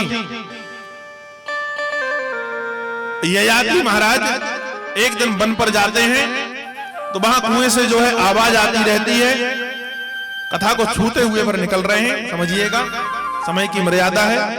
उसे आवाज आती है तो यदि हाथ डालकर जो है उसमें पड़े हुए व्यक्ति को निकालना चाहते हैं, जैसे ही हाथ डाला हाथ जो है वहां छिप जाता है। वहां देखा तो कन्या थी, वह कोई सामान्य कन्या नहीं थी, शुक्राचार्य की बेटी थी। उसे बाहर निकाला, उसने कहा महाराज आपने मेरा जो है हाथ का स्पर्श कर दिया है, मैं आपके साथ ही विवाह करना चाहती हूँ। परिचय पूछा तो पता चला कि यह तो शुक्राचार्य की बेटी है। तो कहा तुम्हारे साथ विवाह कैसे कर सकते हैं, तुम तो ब्राह्मण हो, हम क्षत्रिय हैं। कहा चलो पिताजी के पास। पर शुक्राचार्य की आज्ञा से उसका विवाह हो जाता है। वहां पर पहले समुद्र में नदी में स्नान करते समय समिष्ठा जो थी वह दानव कन्या थी, वह कुछ हंसी कर देती है। शुक्राचार्य के कारण दानव राज ने उसे जो है वह शुक्राचार्य की बेटी का दासी बना दिया था। उसको दासी रूप में जो है वह ययाति को प्राप्त होती है। एक दिन समिष्ठा के साथ ही ययाति को शुक्राचार्य की पुत्री देख लेती है और क्रोध में आकर शुक्राचार्य के यहां चली जाती है। महाराज शुक्राचार्य अपनी पुत्री को देखकर और आंसू देखकर देवयानी के वह जो है बड़े दुखी हो जाते हैं और ययाति को बुलाकर कहते हैं रे दुष्ट, तूने क्षत्रिय है, मैं ब्राह्मण हूं, इसके बाद भी मैंने अपनी बेटी का विवाह तेरे साथ कर दिया था, पर देवयानी का तूने जो है हृदय दुखाया है, वह रोते हुए मेरे पास आई है, इसलिए कहा मैं तुझे श्राप देता हूं कि तू इसी समय बूढ़ा हो जा। और महाराज ययाति जो है इस श्राप के कारण बूढ़े हो जाते हैं। अब शुक्राचार्य के पैरों को पकड़ लेते हैं महाराज ययाति। कहा प्रभु अभी तो मैं जवान था, मुझे और जो है कुछ सुख भोगना था, मेरे अंदर से विलासिता नहीं गई हुई है और आपने जो है मुझे श्राप देकर बूढ़ा बना दिया। तो शुक्राचार्य को दया आ जाती है। कहा ठीक है तेरे 4 पुत्र हैं, 4 में से जो तुझे अपनी जवानी भोगने के लिए दे दे तू ले ले। ययाति आते हैं, सबसे बड़े पुत्र यदु जिससे यदुवंश चला उससे मांगा, यदु ने मना कर दिया। यदु ने मना कर दिया कि महाराज आप बूढ़े हो चुके हो, बूढ़ा शरीर जो है जठरा जाता है, नाना प्रकार के रोग उत्पन्न हो जाते हैं, दांत सही से काम नहीं करते, आंखों में दिखता नहीं है, जुबान बोल नहीं पाती, बड़ा कष्ट होता है, मैं अपना शरीर आपको नहीं दूंगा। ययाति ने यदु को श्राप दिया कि जा तुझे मैं श्राप देता हूं, तू राज से विहीन हो जा और तेरी संतानें कभी राजगद्दी पर नहीं बैठ पाएंगी। यही श्राप है, यदुवंशी जो है राजगद्दी पर नहीं बैठ पाए। सबसे छोटा पुत्र जो था कुरु महाराज, आहा कुरु के बारे में क्या कहना। कहा जाता है कुरु इतने बड़े तपस्वी थे, इतने पुण्यात्मा थे कि उन्होंने इतना पुण्य किया कि एक बार इंद्र भी हाथ जोड़कर खड़ा हो गया महाराज। कहा महाराज कुरु तुम्हारा पुण्य तो इतना है कि तुम्हारे लिए एक नया स्वर्ग बना दिया जाए तो कम है, आप अब पुण्य करना कम करें, हमारे स्वर्ग पर आपके पुण्य को रखने के लिए जगह नहीं बची हुई है। वही गुरु ने कहा कि अच्छा वह पुण्य मुझे लाकर दे दो, मैं उसे जमीन पर बो दूंगा। और उसी जगह पर गुरु ने सोने के हल से पुण्य को बोया था, जिस जगह पर आगे चलकर महाभारत युद्ध जो है लड़ा गया। इसलिए उस क्षेत्र को कुरुक्षेत्र कहते हैं। वहां पर पुण्य बोया था गुरु ने, और उन पुण्यों का ही नतीजा था कि वहां पर जो हजारों यक्षोणी सेना वहां मरी, लेकिन किसी की अंत्येष्टि क्रिया नहीं की गई, किसी के जो है तिलांजलि नहीं दी गई, और सब स्वर्ग को जाएंगे, क्योंकि पुण्य वहां पर गुरु ने इतना बोया था कि पुण्य धरती बन गई। इसलिए उसे कुरुक्षेत्र कहा जाता है। वही गुरु जो है, अपने पिता ने जब ययाति ने मांगा कि तुम्हारी जवानी मुझे चाहिए, तो हंसते हुए कह देते हैं कि पिताश्री आप तो प्राण मांग लो तो मैं आपको दे दूंगा। ये जो शरीर है, इस शरीर जो है अपने प्राण पर भी देकर पुत्र अपने पिता के ऋण से कभी उड़न नहीं हो सकता। आजकल के पुत्र पिता से कहते हैं कि तुमने मुझे दिया ही क्या है, अरे पगले तुझे पैदा करके बड़ा कर दिया, ये कम है क्या? उनकी कृपा से तू इस सृष्टि पर आ पाया है। पिता की जितनी सेवा पुत्र करे, कभी पिता और माता के ऋण से उड़न नहीं हो सकता साहब। महाराज गुरु इस बात को समझते हैं। महाराज गुरु जो है वह कहने लगते हैं ययाति से कि पिताश्री आप तो मेरे प्राण मांग लीजिए, जवानी क्या चीज है, मेरा शरीर पूरा आपका दिया हुआ है। महाराज ययाति जो है वह गुरु की जवानी लेकर 10,000 वर्ष तक भोगते हैं, और 10,000 वर्ष भोगने के बाद आकर गुरु को उसकी जवानी लौटा देते हैं, और कहा बेटा नाना प्रकार के भोगते हुए बात विदित हुई कि भोग से कभी जो है आत्मा तृप्त नहीं हुआ करती, मन कभी भरा नहीं करता, मुझे तपस्या के लिए जाना है, मुझे अपना बुढ़ापा तू वापस कर दे। और बुढ़ापा लेकर चले जाते हैं, और कहा कि आगे चलकर तेरा जो है पुण्य बस सृष्टि पर जो है छाया हुआ रहेगा, युग युगांतर तक तेरा नाम अमर रहेगा। इसलिए आज भी गुरु का जो है पुण्यात्मा के नाम पर नाम लिया जाता है। उसी ययाति के श्राप के कारण गुरु के वंशज राजा बने, यदु के वंशज राजा नहीं बने। आज यदु के वंशज होने के कारण भगवान श्री कृष्ण जो है सिंहासन पर नहीं बैठते, उग्रसेन को लाए, नहला धुलाकर सुंदर वस्त्र पहनाया, उसको सिंहासन पर बैठाला, राज तिलक किया है। अब राज तिलक होने के बाद पर कन्हैया जी को और बलदाऊ जी को, दोनों को उग्रसेन जो है यज्ञोपवित्र संस्कार कराता है। भगवान का यज्ञोपवित्र संस्कार हुआ। यज्ञोपवित्र संस्कार के बाद पर संदीपनी मुनि के यहाँ पर अवंतिका नगरी पर उनको भेजा गया। अहो भाग्य हमारे और आपके हैं साहब कि हम उस मध्य प्रदेश की धरती से हैं जहां अवंतिकापुरी उज्जैन पर भगवान साक्षात परमात्मा पढ़ने के लिए आए, विद्या अध्ययन करने के लिए आए। संदीपनी मुनि के यहाँ पर भगवान आते हैं। संदीपनी मुनि के यहाँ पर अवंतिकापुरी पर उज्जैनिया पर भगवान आए। मात्र 64 दिन के समय पर भगवान ने 64 कलाओं का ज्ञान ले लिया। वहां पर ही सुदामा से मित्रता होती है। सुदामा की कथा जो है अपन कल कहेंगे। उसके बाद भगवान ने गुरु दक्षिणा पर जो है गुरु महाराज संदीपनी मुनि के सामने हाथ जोड़कर प्रार्थना की। कहा प्रभु हे गुरुवर कुछ दक्षिणा आप मांग लीजिए, हम गुरु ऋण से उद्धार होना चाहते हैं।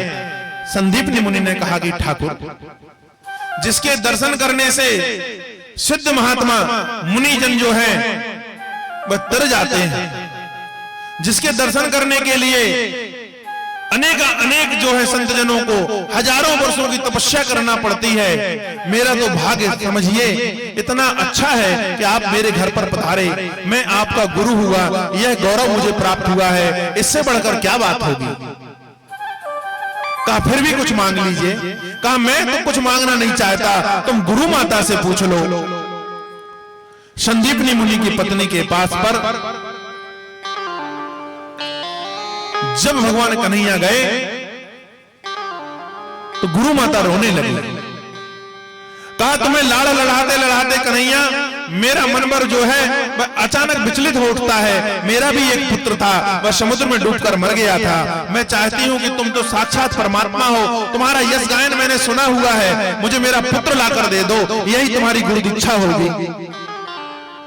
कन्हैया बलदाऊ जी के साथ पर समुद्र पर जाते हैं। समुद्र से कहा कि तुमने मेरे गुरु भाई को डुबो लिया था, मेरे गुरुजी के पुत्र को डुबो लिया था। समुद्र हाथ जोड़कर खड़ा हो जाता है। कहा महाराज मैंने तुम्हारे गुरु पुत्र को नहीं डुबोया है। हाँ महाराज हो सकता है शंखचूर्ण नाम का एक राक्षस रहता है, उसने यदि खा गया हो तो उसके अंधपेट के अंदर आप जाकर देख लीजिए, हो सकता है कुछ अवशेष शेष हो आपके गुरु पुत्र के। भगवान ने शंखचूर्ण को मारा, उसके पेट को खकाला, पर वहां पर भी अपने गुरु पुत्र को ना पाया। सीधे यमपुरी जाते हैं भगवान। यमराज प्रकट होकर भगवान का स्वागत करता है। भगवान की नाना प्रकार से स्तुति यमराज करते हैं। स्तुति करने के बाद में उसे उचित आसन देकर भगवान को बिठाला और प्रणाम करते हुए यमराज कहते हैं कि प्रभु आज अचानक अहोतु की कृपा कैसे की, आप यमपुरी पर कैसे आए? भगवान ने कहा कि हमारा जो है गुरु पुत्र तुम ले आए हो, उसे लौटाओ। कहा महाराज उसकी आयु इतनी ही थी इसलिए मैं ले आया था, आप जैसी आज्ञा करें। और गुरु पुत्र को लाकर सामने खड़ा कर देता है। पंचभौतिक शरीर भगवान उसको प्रदान करते हैं, उसको लाकर गुरु माता को सौंपते हैं। गुरु ऋण से मुक्त होते हैं और लौटकर मथुरा आ गए महाराज।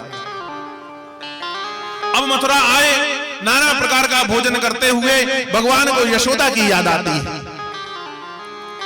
कि हमारी माँ हमको माखन रोटी खिलाया करती थी। गोपियों के साथ पर नृत्य करने की याद आती है। ग्वाल वालों के साथ पर जो है वह याद आता है क्या कि अनेक प्रकार से हम गाय और बछड़ों को ले जाते थे, उनको चराते थे। भगवान अकेले में जो है वह रुदन कर रहे हैं महाराज।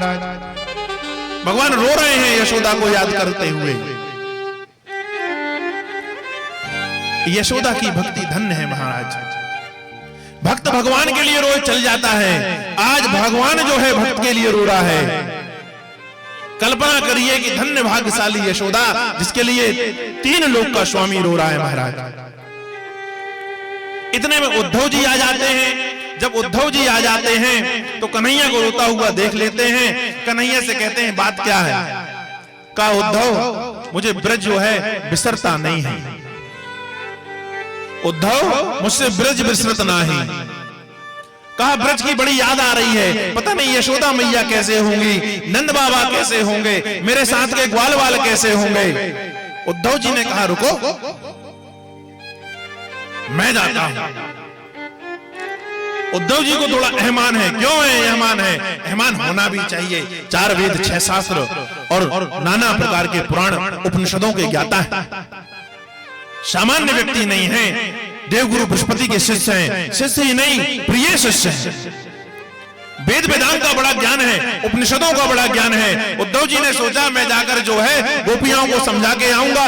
गांव की ग्वार गंपट गोपियां क्या जाने, मेरे समझाने से मान जाएंगी। अपने ज्ञान का जो है बड़ा अहम है। उद्धव जी कहने लगे मैं जाऊंगा। भगवान कन्हैया कहने लगे तनिक ठहरो, एक पार्टी लेते जाओ।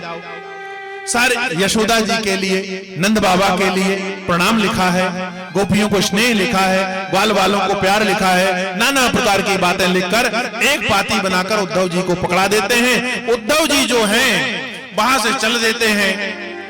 संध्या के समय ब्रज पहुंचते हैं। वैसे ही रथ जो है अक्रूर लेकर गया था, वैसा ही रथ जो है वह उद्धव लेकर गए। उद्धव जी ने रथ ले जाकर खड़ा किया। शाम को यशोदा नंद बाबा को अनेक प्रकार से समझाया। सुबह सोचा गोपियों को समझाऊंगा। दूसरे दिन प्रातः काल यशोदा मां तो समझ ही गई, नंद बाबा तो समझ ही गए। गोपियों को समझाना सामान्य बस की बात नहीं। जब उद्धव समझाने लगे तो गोपियों ने कहा, उद्धव कहने लगे कि तुम ईश्वर परम परमात्मा का पूजन करो। कृष्ण तो सामान्य है, उसका पूजन करने से क्या फल प्राप्त होगा? प्रेम करना ही है तो ईश्वर से करना चाहिए। गोपियों ने कहा रे उद्धव हमारे पास मन जो है वो 20-25 नहीं है। उद्धव एक हदो तो गयो श्याम संग को आराध है ईस। उद्धव मन न भय 10-20। कहा मन 20-10 नहीं है उद्धव, एक था वो श्याम सुंदर के चरणों पर लग गया, वह उसे ले जा लेता है। अब जो है कौन मन से हम परमात्मा की पूजा करेंगे? गोपियों के सामने जो है चिट्ठी ले गए, जैसे खोलने लगा तो कहने लगे इसमें क्या है, कहा इसमें कन्हैया ने लिखा हुआ है। सारी गोपियां जो है झूम जाती हैं, पत्र को फाड़ लेती हैं, छोटा छोटा टुकड़ा बना लेती हैं।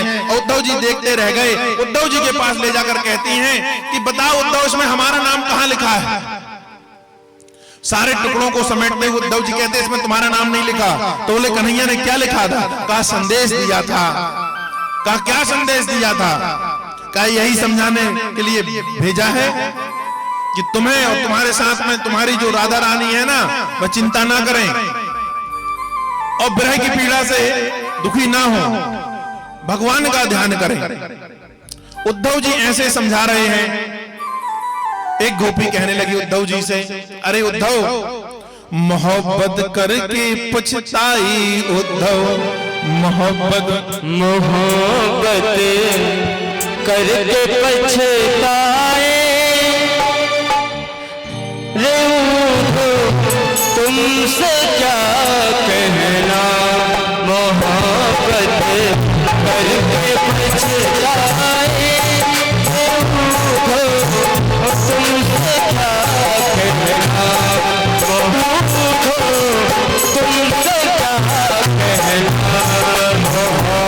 करके पछताए तुमसे क्या कहना।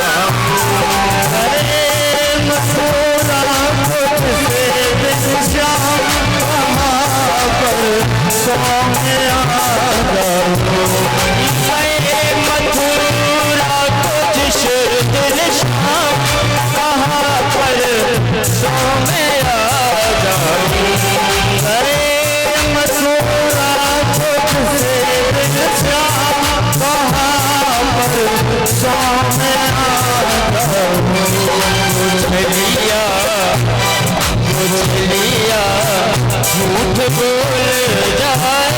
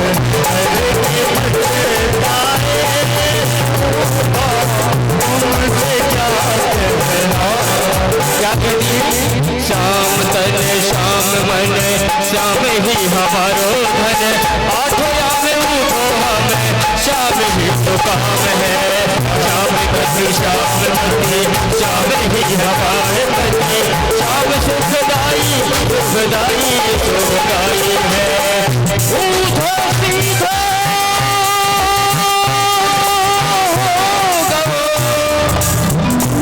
सुन गोपियन के बोल जान बजा गयो डुगी डुगी प्रेम बजा गयो ढोल मोहब्बत करके पछताए तुमसे क्या कहना मोहब्बत करके पछताए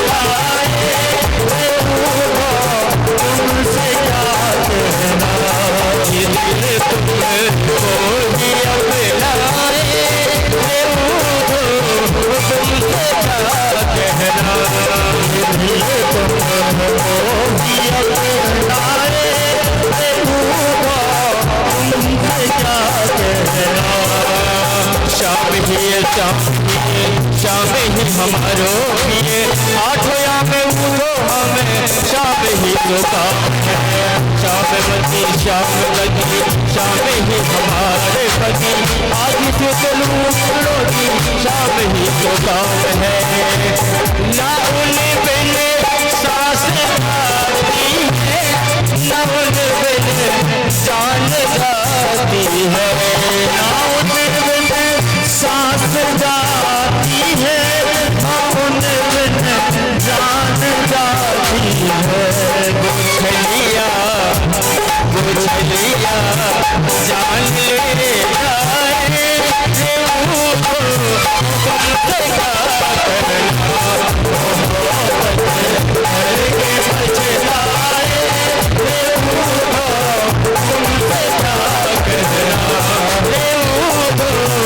क्या कहना तुमसे क्या कहना तुमसे क्या कहना तुमसे क्या कहना बोलिए वृंदावन बिहारी लाल की। कहा जाता है उद्धव ने गोपियों को नहीं, गोपियों ने उद्धव को समझा दिया। गए वेद वेदांग का ज्ञान लेकर, लौटे अश्रुपात करते हुए प्रेम की गठरिया सिर पर रखकर। गए थे ज्ञान उधारने, लौटे जो है राधे राधा जपते हुए। लौटकर कन्हैया के पास आए, अब तो विह्वल होकर कन्हैया के चरणों पर गिर गए उद्धव। कहा कन्हैया मैं तो समझाने गया था, मैं खुद समझ के आ गया। वो जो गोपियां हैं ना, मुझे तुझे जो है प्राणों से अधिक प्रेम करती हैं। यदि तूने कसम नहीं दी होती ना, तो अभी तक उनके प्राण जो है वह निकल चुके होते। पर तूने कहे आया है कि मैं आऊंगा, इसलिए वे तेरे राह जो है वह देख रही हैं। कहा ठीक है महाराज। इसके बाद कृष्ण जो है एक दिन कुब्जा के घर जाते हैं, एक दिन अक्रूर के यहां पर जाते हैं। अब यहां पर यह होता है कि कंस की जो पत्नियां थी आस्ती और प्राप्ति, वह अपने मायके जरासंध के यहां पहुंची और नाना प्रकार से विलाप करते ही उन्होंने यह बताया कि हमारे पति को कृष्ण ने मार डाला है, हम दोनों विधवा हो गई हैं। अब तो जरासंध को बड़ा क्रोध आया, क्रोध से लाल बबूला हुआ जरासंध 23 यक्षोणी सेना लेकर जो है मैं मथुरा पर चढ़ाई कर देता है। और जब जरासंध चढ़ाई करता है तो मथुरा पे सभी जो है मंत्री गणों की बैठक होती है। सबने बैठकर विचार किया कि जरासंध आ रहा है, हमारी छोटी सी सेना है, जरासंध चक्रवर्ती सम्राट है,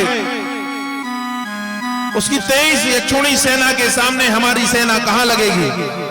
भगवान कृष्ण ने कहा तुम तनिक भी चिंता मत करो, हम और बलदाऊ देख लेंगे। सेना आई, जब मथुरा के किला के पास सेना पहुंची, किला का दरवाजा खुला, कन्हैया जी जो हैं बलदाऊ जी के साथ बाहर निकलते हैं। निकलते ही 2 दिव्य उनके पास रथ आ जाते हैं। एक रथ पर भगवान श्री कृष्ण आरूढ़ हुए, एक पर बलदाऊ जी चढ़े। जिस पर बलदाऊ जी चढ़ते हैं उसमें हल और मूसल रखा हुआ है। और भगवान ने जरासंध की सेना को ऐसे मार दिया जैसे तृण के पर्वत पर लगी हुई आग तनिक देर पर ही उस तृण को नष्ट कर देती है, उस घास को जलाकर राख कर देती है। वैसे ही भगवान जो है सारी जरासंध की सेना का मान मर्दन कर देते हैं, मार डालते हैं। अब बलदाऊ जी जरासंध से लड़ रहे थे,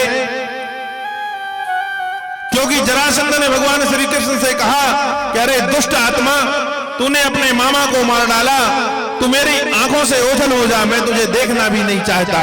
मैं बलिष्ठ हूं, मेरे सामने थोड़ा बहुत बलदाऊ ठहर पाएगा। तो बलदाऊ के साथ युद्ध कर रहे थे। यहां भगवान ने कृष्ण ने सेना मार डाली, वहां बलदाऊ जी जो है युद्ध करते करते जरासंध को उठाकर पटक देते हैं और उसकी गर्दन को अपने कांख के नीचे दबाकर बस मसोड़ने वाले ही थे कि भगवान कन्हैया दौड़कर जाकर हाथ पकड़ लेते हैं। कहा अरे बलदाऊ थोड़ा रुक जाओ भैया, थोड़ा रुको ना। कहा क्यों, इसे मार डालेंगे। कहा नहीं नहीं, इसे नहीं मारना, इसे छोड़ दो। उसे छोड़ दिया। बलदाऊ ने कहा, जैसे ही जरासंध को छोड़ा, जरासंध दूर जाकर गिरा। बलदाऊ ने कहा कि तुमने उसे क्यों छुड़वा दिया।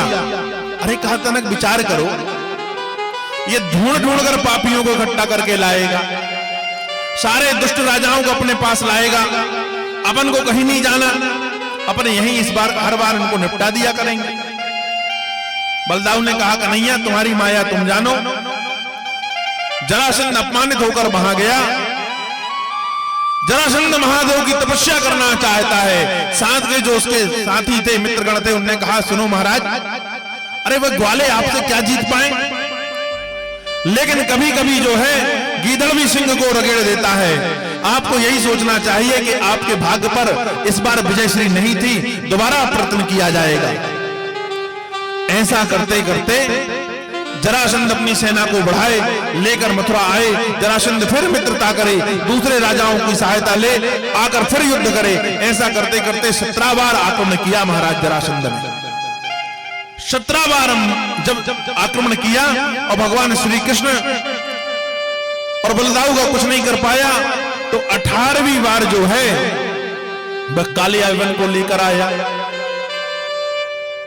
यह मलक्षों का राजा था, इसे उसने मित्रता की, इसे एक वरदान प्राप्त था क्या कि इसके सामने कोई युद्ध में टिक नहीं सकेगा, कालियावन परास्त नहीं हो सकता। कालियावन के पिता ने महादेव जी से मांगा था, यह उर्वशी से पैदा हुआ था। बस वरदान का कवच इसके पास में है, इसके सामने कोई युद्ध में टिक नहीं सकेगा, इसलिए कालियवन को बुलाया है। अपनी सेना लेकर मथुरा की ओर आया। वहां से जो है कालियवन जो है पश्चिम की ओर से मथुरा के लिए आता है। भगवान श्री कृष्ण बलदाऊ जी से कहते हैं कि भैया दोनों तरफ से सेना आएगी, मथुरा खतरे में पड़ जाएगी, इसलिए हमें एक सुंदर नगरी का निर्माण करना चाहिए। और समुद्र से भूमि मांगकर भगवान ने जो है वहां पर द्वारिकापुरी बसाई और रातों रात अक्रूर आदियों को, गोप कुमारों को, गोपियों को, रानियों को, वासुदेव को, देवकी को द्वारिका पर शिफ्ट कर दिया महाराज, द्वारिका पहुंचा दिया।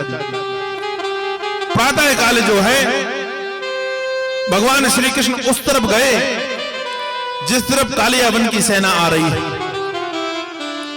बलदाऊ जी से कहा मोर्चा संभालना, यदि इस तरफ जो सेना है जरासंध लेकर आएगा। कहा ठीक है। बलदाऊ जी इस तरफ खड़े हैं, जरासंध की सेना दूर है, कालियावन की पास आ गई। भगवान कालियावन तरफ चले जाते हैं। कालियावन ने कहा कि ये कौन है, सुंदर सुंदर सा दिख रहा है, चंद्रमा के समान मुख है, मनोहर छवि है। दूतों ने कहा महाराज यही कन्हैया है, यही कृष्ण है, इसे युद्ध करना है। कहा अच्छा। कालियावन को इशारा किया भगवान ने कि हम तुम्हारे साथ मल्ल युद्ध करेंगे। कालियावन जो है वह उतरा रथ से, भगवान की ओर आया। जैसे ही भगवान की ओर आता है भगवान 4 डग पीछे चले जाते हैं। कालियावन फिर बढ़ता है, भगवान फिर पीछे चले जाते हैं। कालियावन थोड़ा दौड़ा, कन्हैया फिर भग गए। कहा तुम यदुवंशी हो, तुम्हारी कीर्ति जो है वह बहुत मैंने सुनी है, तुमने बड़े बड़े राक्षसों को पछाड़ा है, तुमने चाणों को मुष्टिका जैसे का वध किया है, तुमने कंस का वध किया है, तुम भाग क्यों रहे हो, तुम मेरे साथ मल्ल युद्ध करो। भगवान कहते आओ ना मुझे पकड़ो, तुम मुझे पकड़ लोगे मैं तुम्हारे साथ मल्ल युद्ध कर लूंगा। कन्हैया धीरे धीरे जाते हैं। जब कालियावन पास में पहुंचता है, कन्हैया थोड़े दूर दौड़ने लगते हैं। जब कन्हैया के पास और कालियवन पहुंचता है, भगवान थोड़े और दूर हो जाते हैं, धीरे धीरे घुमाकर जो है कालियवन को वहां ले जाते हैं जहां मानधाता के पुत्र मुचकुंद जो है आशीर्वाद प्राप्त करके गुफा के अंदर लेटे हुए हैं। शूरवंशी राजा जो मानधाता थे, उनके पुत्र मुचकुंद जो हैं, उन्होंने एक बार देवासुर संग्राम पर देवताओं की ओर से युद्ध किया। हजारों साल तक वह युद्ध चला, युद्ध में थक गए महाराज। जब देवासुर संग्राम में देवताओं की विजयश्री प्राप्त हुई, राक्षस प्राप्त हुए, तो देवताओं ने मिलकर कहा मुचकुंद से कि मुचकुंद कुछ मांग लो। कहा महाराज इस समय शरीर जवाब दे चुका है, लड़ते लड़ते बाहें भर गई हैं महाराज, आंखें कई दिनों से सोई नहीं है, गड़ने लगी हुई हैं, शरीर आराम चाहता है, मुझे तो सिर्फ सोने का आप जो है वरदान दीजिए। तो मानधाता के पुत्र मुचकुंद को जो है देवताओं ने कहा कि जाओ तुम प्रेम से सो, और जो तुम्हारी नींद में खलल डालेगा, जो नींद में से तुम्हें उठाएगा, तुम उसकी ओर देख दोगे वह नष्ट हो जाएगा, चाहे जो भी हो। ठीक, यहां पर जो है वही मुचकुंद सोए हुए हैं। कहा तुमने देवताओं की जो है बड़ी सहायता की है, इसलिए भगवान भी तुम पर कृपा करेंगे। ये देवताओं का जो है आशीर्वाद था मुचकुंद को। महाराजा मुचकुंद सोए हुए हैं, कन्हैया धीरे धीरे कालियवन को उसी तरफ ले जाते हैं, गुफा में प्रवेश कर गए। अब तो कालियवन जो है बड़ा प्रसन्न हो जाता है कि गुफा से निकलकर कहां भगेगा, अब तो कन्हैया मैं तुझे जरूर पकड़ूंगा और तुझे पकड़कर मैं तुझे परास्त कर दूंगा, तुझे मार डालूंगा, तो मेरा मित्र जो है जरासंध बड़ा प्रसन्न होगा। भगवान अंदर गए, भगवान ने देखा जहां पर मुचकुंद लेटे हुए हैं ना, वहां अपना जो अंगोछा था, अपनी जो होड़नी थी ना, वह मुचकुंद के ऊपर डाल देते हैं कन्हैया, और कहीं दूर जाकर पीछे छुप जाते हैं। कालियवन गया, कहा देख रे दुष्ट, तू मुझसे छुप कर आकर यहाँ सो रहा है, सोने का नाटक कर रहा है, तो एक लात मारी महाराज। जब मुचकुंद नहीं जगे तो दूसरी लात मारी, लात का प्रहार बार बार जब किया तो मुचकुंद की जो है वह नींद भंग हो गई, नींद में खलन पड़ा और मुचकुंद उठकर बैठ जाते हैं। कालियवन कुछ बोल पाता इससे पहले मुचकुंद महाराज ने आंखें खोल दी। कालियवन को वरदान था कि जब तुझसे कोई लड़ेगा तब परास्त होगा, तो इससे लड़े नहीं, और उन्हें वरदान था कि तुम आंखें खोलोगे जो सामने होगा वह भस्म हो जाएगा। तो वरदान से वरदान कट गया महाराज। कालियवन खड़ा है, मुचकुंद ने आंखें खोली, सामने कालियवन जो है वह भस्मीभूत हो गया। बोलिए श्री कृष्ण भगवान की जय हो।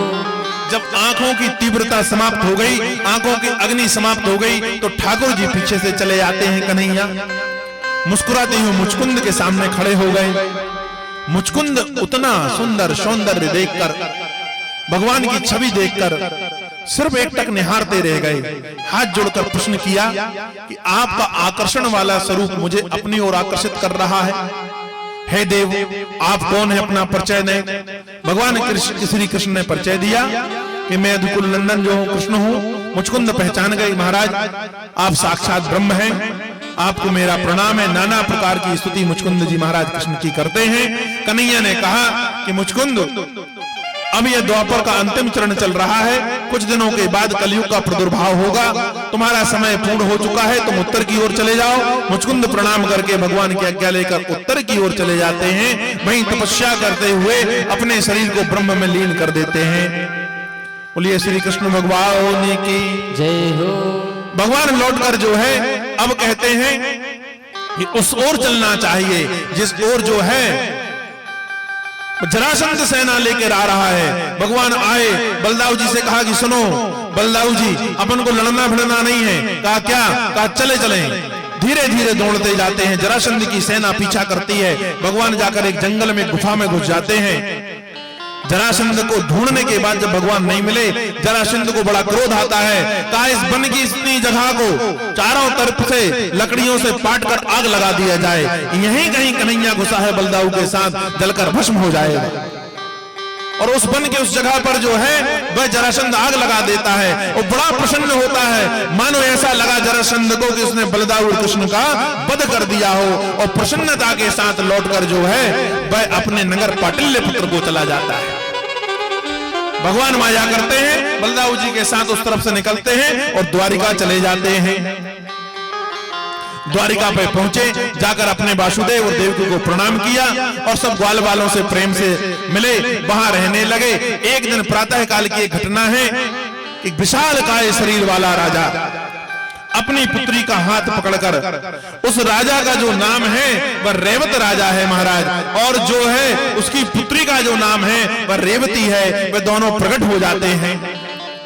भगवान श्री कृष्ण निकल के प्रणाम करते हैं, देखते हैं तो जब रेवत राजा को देखा तो भगवान कन्हैया जी जो है ना उनकी कमर के नीचे से आते हैं, वह इतने विशाल हैं, और उनकी पुत्री है ना उसके भी कमर के नीचे से आते हैं। बलदाऊ जी निकल कर बाहर खड़े हुए, रेवत राजा ने प्रणाम करते हुए कृष्ण से कहा कि महाराज मैं सतयुग का राजा हूं, सतयुग में बहुत दिनों तक विचार करने के बाद, बहुत दिन तक ढूंढने के बाद मेरी बेटी के लिए कोई संयुक्त या शुभ लक्षणों युक्त कोई वर नहीं मिला। मेरे मन पर पीड़ा हुई और मैं ब्रह्मलोक को चला गया, साथ पर अपनी बेटी को भी ले गया। जो क्षणिक समय मैंने ब्रह्मलोक पर व्यतीत किया ना, उतने में यहां पर 2 लोग व्यतीत हो गए, 2 युग आकर चले गए मृतलोक पर। ब्रह्मा ने मेरी ओर देखा और कहा कैसे यहाँ पर आना हुआ है। मैंने कहा मेरी पुत्री के ललाट पर क्या तुमने पति नहीं लिखा? कहा रे पागल, तूने जो समय यहाँ व्यतीत किया है इतने में सतयुग त्रेता पृथ्वी पर से जा चुके हैं, तू जल्दी जा, जब तक तू पहुंचेगा द्वापर आ जाएगा और द्वापर पर भगवान का जन्म हो जाएगा। भगवान के साथ भी शेषनाग का भी अवतार होगा, जो बलदाऊ जी है ना उनके साथ तू अपनी पुत्री का विवाह कर देना। कहा महाराज मेरी पुत्री का पाणी ग्रहण करवाइए, मैं बलदाऊ जी के साथ इसका विवाह करना चाहता हूं और विवाह के बाद में मैं मुक्त होकर तपस्या करने जाना चाहता हूं। भगवान कन्हैया ने कहा भाई तो सब ठीक है, लेकिन जो पत्नी है ना वो इतनी ऊंची है कि पति कमर से आएगा। भगवान बलदाऊ जी जो हैं वह रेवती के कमर के पास से थे, रेवती ऊंची और कमर के पास से बलदाऊ जी। तो कहा भैया भाभी तो तुम्हें कन्या में उठा लेगी, तब तुम बराबर के आओगे। जब इस प्रकार से हंसी की कन्हैया ने, बलदाऊ जी ने कहा उसकी आवश्यकता नहीं पड़ेगी। बलदाऊ जी ने अपना हल उठाया और रेवती के सिर पर रख दिया और रेवती को हल रखकर दबा दिया महाराज। अब रेवती बराबर की हो गई। कहा देखो कन्हैया अब तो जोड़ी बढ़िया लग रही है ना? कहा महाराज अब बढ़िया है। हाँ तो कहा विवाह करो। महाराज रेवत ने रेवती का जो है पाणी ग्रहण बलदाऊ जी के साथ कर दिया। अब बलदाऊ जी का विवाह हो गया। बोलिए बलदाऊ भैया की जय हो। रेवत राम महाराज जो है प्रणाम करके निकल जाते हैं उत्तर दिशा की ओर तपस्या करने के लिए। अब भगवान श्री कृष्ण रहते हैं, एकाएक एक दिन एक ब्राह्मण कुमार चला आता है। एक ब्राह्मण चले आते हैं और वह ब्राह्मण जो थे वह कोई और नहीं थे, भीष्मक राजा के राज्य से आए हुए। भीष्मक राजा की जो है इच्छा थी कि वह अपनी पुत्री रुक्मिणी का विवाह भगवान श्री कृष्ण के साथ करें, पर उनका जो बड़ा बेटा है रुक्मी वह नहीं मानता है। क्यों? कहा उसकी जो मित्रता है ना वो पाटल्य पुत्र की जो राजा है जरासंध उनके साथ भी है और शिशुपाल के साथ भी है, तो वह अपनी विवाह बहन का विवाह अपने मित्र शिशुपाल के साथ करना चाहता है। और भीष्मक की उनके सामने एक ना चली। भगवान श्री कृष्ण को किन्हीं राजाओं के द्वारा यह बात पहले से विदित थी कि भीष्मक मुझे चाहते हैं दामाद बनाना, पर वह अपने पुत्र के कारण नहीं बना पा रहे। आज जब ब्राह्मण आया और वह एक पत्र लेकर आया है, यह पत्र रुक्मिणी ने जो है भगवान श्री कृष्ण के लिए भेजा है। यह पत्र जो है प्रेम का पहला पत्र है, आप उसे कह सकते हो कि पहला लव लेटर जो है रुक्मिणी ने लिखा है भगवान श्री कृष्ण के लिए। और वह पत्र लेकर आए, ब्राह्मण ने वह पत्र लाकर कन्हैया के हाथों में दिया है। उसमें प्रणाम करते हुए रुक्मिणी ने यह लिखा है कि हे प्रभु, मैं आपको अपना प्राणनाथ बनाना चाहती हूं, मैं अपना विवाह आपके साथ करना चाहती हूं, लेकिन मेरा भाई मेरा विवाह जो है शिशुपाल के साथ करना चाहता है। यदि मेरा विवाह शिशुपाल के साथ हुआ तो मैं आत्महत्या कर लूंगी, क्यों? क्योंकि मैं पति रूप में आपको अंतर्मन से जो है चाहने लगी हूं। मैंने अंतर्मन से आपको ही पति माना है। अब तो कन्हैया ने आओ देखा ना ताओ देखा, रथ लिए जो है और भीष्मक के राज के लिए निकल देते हैं। इसमें दो प्रकार की कथा आती है।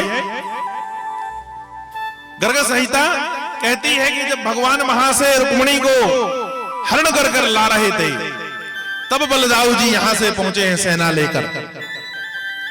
और काशी नरेश, सिंधु नरेश, विदर्भ के राजा भीष्मक और रुक्मी आदि के साथ युद्ध हुआ। शिशुपाल आदि ने युद्ध किया। लेकिन भागवत की कथा कहती है कि जब कन्हैया निकले और वह पत्र छोड़ गए, पीछे से बलदाऊ ने पत्र पढ़ा और बलदाऊ को लगा कि अकेला चला गया है। बलदाऊ जी सब जानते हैं कि साक्षात नारायण है, इसके बल के सामने कोई नहीं टिकेगा। लेकिन भ्रात प्रेम उमड़ पड़ा और सारी सेना लेकर गए। सारे राजा महाराजा तो वहां पहुंच ही रहे थे भीष्मक के यहां। भीष्मक ने अपनी पुत्री का विवाह जो रखा था और चिट्ठी पातियों से यह सबको विदित हो गया था कि भीष्मक की पुत्री का विवाह, रुक्मिणी का विवाह जो है वह रुक्मी के कहने पर शिशुपाल के साथ होगा। शिशुपाल के यहां से भी मंगल जो है बधाव बंधने लगे थे। शिशुपाल जो है दूल्हा बनकर आया है महाराज। राजा महाराजाओं का विवाह है, बड़े दूर से तैयारियां हैं महाराज। एक नगर पर एक राजा को रुकाया जाता है, एक नगर पर एक राजा को रुकाया जाता है, तीसरे नगर पर दूसरे राजा को रुकाया जाता है। ऐसा अनेक अनेक नगरों पर अनेक अनेक राजाओं को रुकाया गया है। बलदाऊ जी गए, भगवान श्री कृष्ण को पा जाते हैं। कहा कन्हैया तुम अकेले आ गए थे, ये तुम्हें शोभा नहीं देता, मैं तेरे साथ चलूंगा। कहा ठीक है। रुक्मी जो है कि राज पर अकेला जाना ठीक नहीं है। जब बलदाऊ जी के साथ कन्हैया पहुंचते हैं तो भीष्मक बड़ा प्रसन्न होता है और उचित व्यवस्था देकर जिस तरफ से जिस रास्ते से ये भीष्मक के नगर में गए थे उसी रास्ते में पड़ने वाले गांव पर बलदाऊ की सेना के साथ व्यवस्था कर देता है। यहां ब्राह्मण जो है जो पत्र लेकर आया था वह श्री कृष्ण के साथ ही जाता है। भगवान श्री कृष्ण शाम के समय पहुंचे, जहां रुकने की व्यवस्था की गई थी वहीं रुके। ब्राह्मण देवता से कह देते हैं कि तुम जाकर मेरा संदेश जो है वह रुक्मिणी से यह बतला देना कि गांव के बाहर जो माता का मंदिर है वह कल जो है विवाह का अंतिम दिन होगा। जिस दिन बारात आती है बारात का दिन होगा। बारात के दिन माता को पूजने के लिए, गौरी को पूजने के लिए राजाओं की जो है कन्याएं वह जाया करती थी। तो वह जब गौरी पूजने के लिए जाएगी ना तो मैं मंदिर के पास उसे खड़ा मिलूंगा। अब यहां पर शाम हो गई है, ना ब्राह्मण आया, ना किसी प्रकार से कृष्ण का कोई पत्र आया। रुक्मिणी बड़ी विह्वल होती हैं, क्या पता कृष्ण ने मुझे स्वीकार किया कि नहीं किया, कृष्ण मुझे अपनाएंगे कि नहीं अपनाएंगे। ब्राह्मण सही समय पर द्वारिका पहुंचा होगा कि नहीं पहुंचा होगा, ब्राह्मण की बात कन्हैया ने माना होगा कि नहीं माना होगा। कल यदि देवी पूजन के समय तक मुझे कन्हैया लेने नहीं आए तो मैं अपने प्राणों को त्याग दूंगी। ऐसा रुक्मिणी सोचकर बैठी हैं। सुबह प्रातः काल रुक्मिणी ने देखा कि भाई ब्राह्मण जो है वह रुक्मिणी के पास पहुंचता है। अब तो ब्राह्मण देवता को देखकर रुक्मिणी जो है वह हृदय गदगद हो गया। दूर से ही प्रणाम किया। कहा महाराज क्या बात है। कहा कन्हैया ने तुम्हारा संदेशा स्वीकार कर लिया है।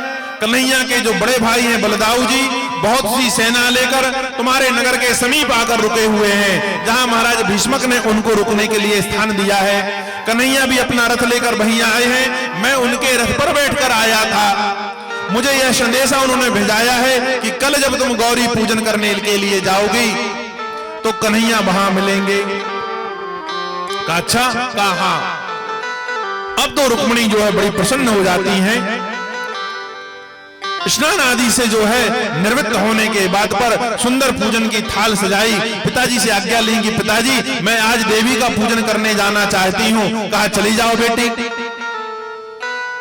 रुक्मी को संदेश हुआ, कहा रुको, कुछ सेना के जो है एक टुकड़ी आप साथ पर ले जाओ, कुछ अंगरक्षक साथ में जाएंगे, देवी पूजन के लिए जा रही हैं। सहेलियों के साथ में जो है वह रुक्मिणी देवी पूजन के लिए जाती हैं। साथ में कुछ सैनिक हैं। जैसे ही रुक्मिणी ने देवी पूजन किया उतने में भगवान श्री कृष्ण सुंदर रथ लेकर जो है मंदिर के सामने लाकर रथ लगा लेते हैं। अब जो सैनिक आजू बाजू खड़े थे वह कन्हैया को देखकर जो है मोहित हो जाते हैं।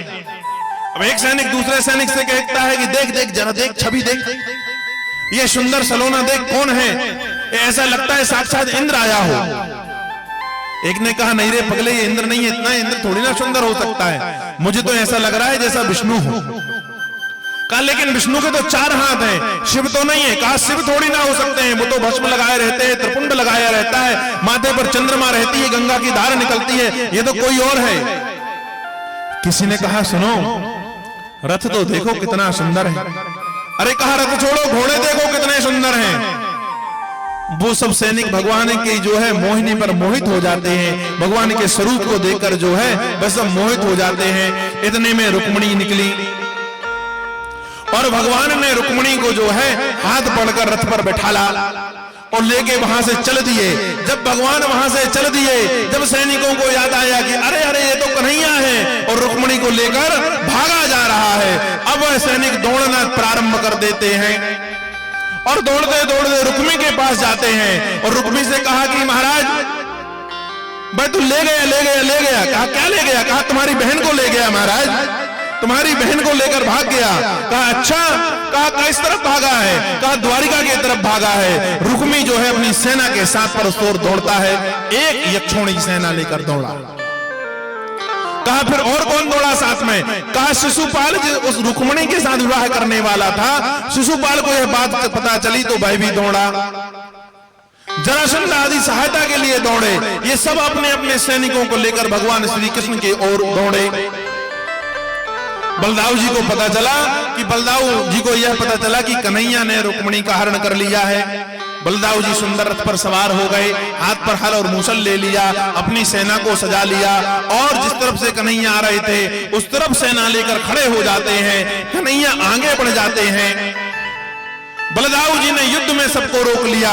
रुक्मिणी वहां से निकलकर भाग जाता है कन्हैया के पीछे और आगे जाकर कृष्ण को छेक लेता है। यहां बलदाऊ जी ने जरासंध को, शिशुपाल आदियों को सबको परास्त कर डाला, सबसे अकेले ही युद्ध कर रहे हैं। वहां रुक्मिणी ने जब कृष्ण को छेड़ लिया, भगवान श्री कृष्ण के साथ युद्ध हो रहा है और भगवान श्री कृष्ण के साथ रुक्मिणी जो है युद्ध करता है। भगवान रुक्मिणी को युद्ध में परास्त कर देते हैं और जब परास्त करके जो है उसे मारना चाहा तो जैसे ही तलवार लेकर हाथ उठाया उसका वध करना चाहते हैं, रुक्मिणी जो है हाथ पकड़ लेती हैं और हाथ जोड़कर कहने लगती है महाराज ये मेरा भाई है, महाराज ये मेरा भाई है, इसका वध मत करो, ये तुम्हारा होने वाला साला है। समझ गए? कहा ठीक है। तो भगवान ने उसके हाथ पैर बांधे और बांधकर डाल दिया महाराज। कहा पीछे से तेरी सेना आएगी तो तुझे छुड़ा कर ले जाएगा। और रुक्मिणी को सुंदर रथ पर बिठाला है। बलदाऊ जी ने भी सबको परास्त करके वहां से धीरे धीरे सैन सैन करते हुए वह चले आते हैं द्वारिका की तरफ। द्वारका की तरफ आ गए।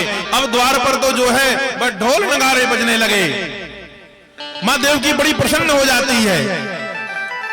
कहा चलो भगा कर लाया तो सही, पर पहला विवाह तो हुआ, ये कन्हैया का पहला विवाह है, इसके बाद तो विवाह में कोई झड़ी लग जाएगी।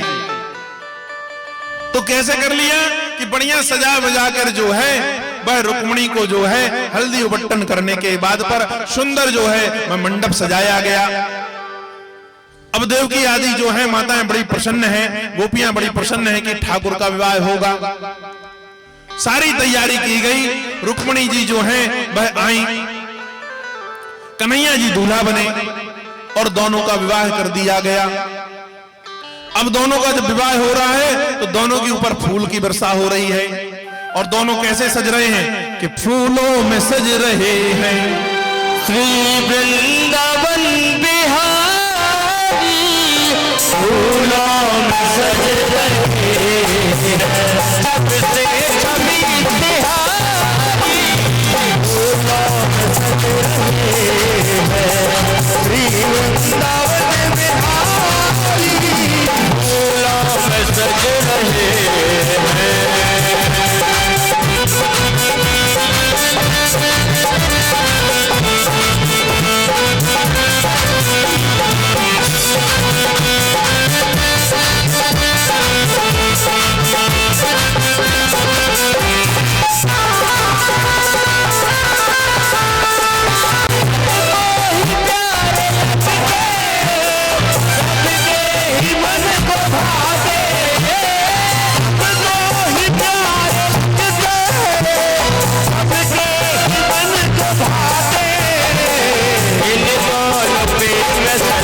पुंडरीकाक्षं मंगलायतनो हरिः। तुम भी पहना है। ओम मंगलम भगवान विष्णु मंगलम गरुड़ध्वजा मंगलम पुंडरीकाक्षं मंगलायतनो हरिः। बोलिए रुक्मणी कृष्ण भगवान के, रुक्मणी कृष्ण भगवान के। बैठ जाओ। आज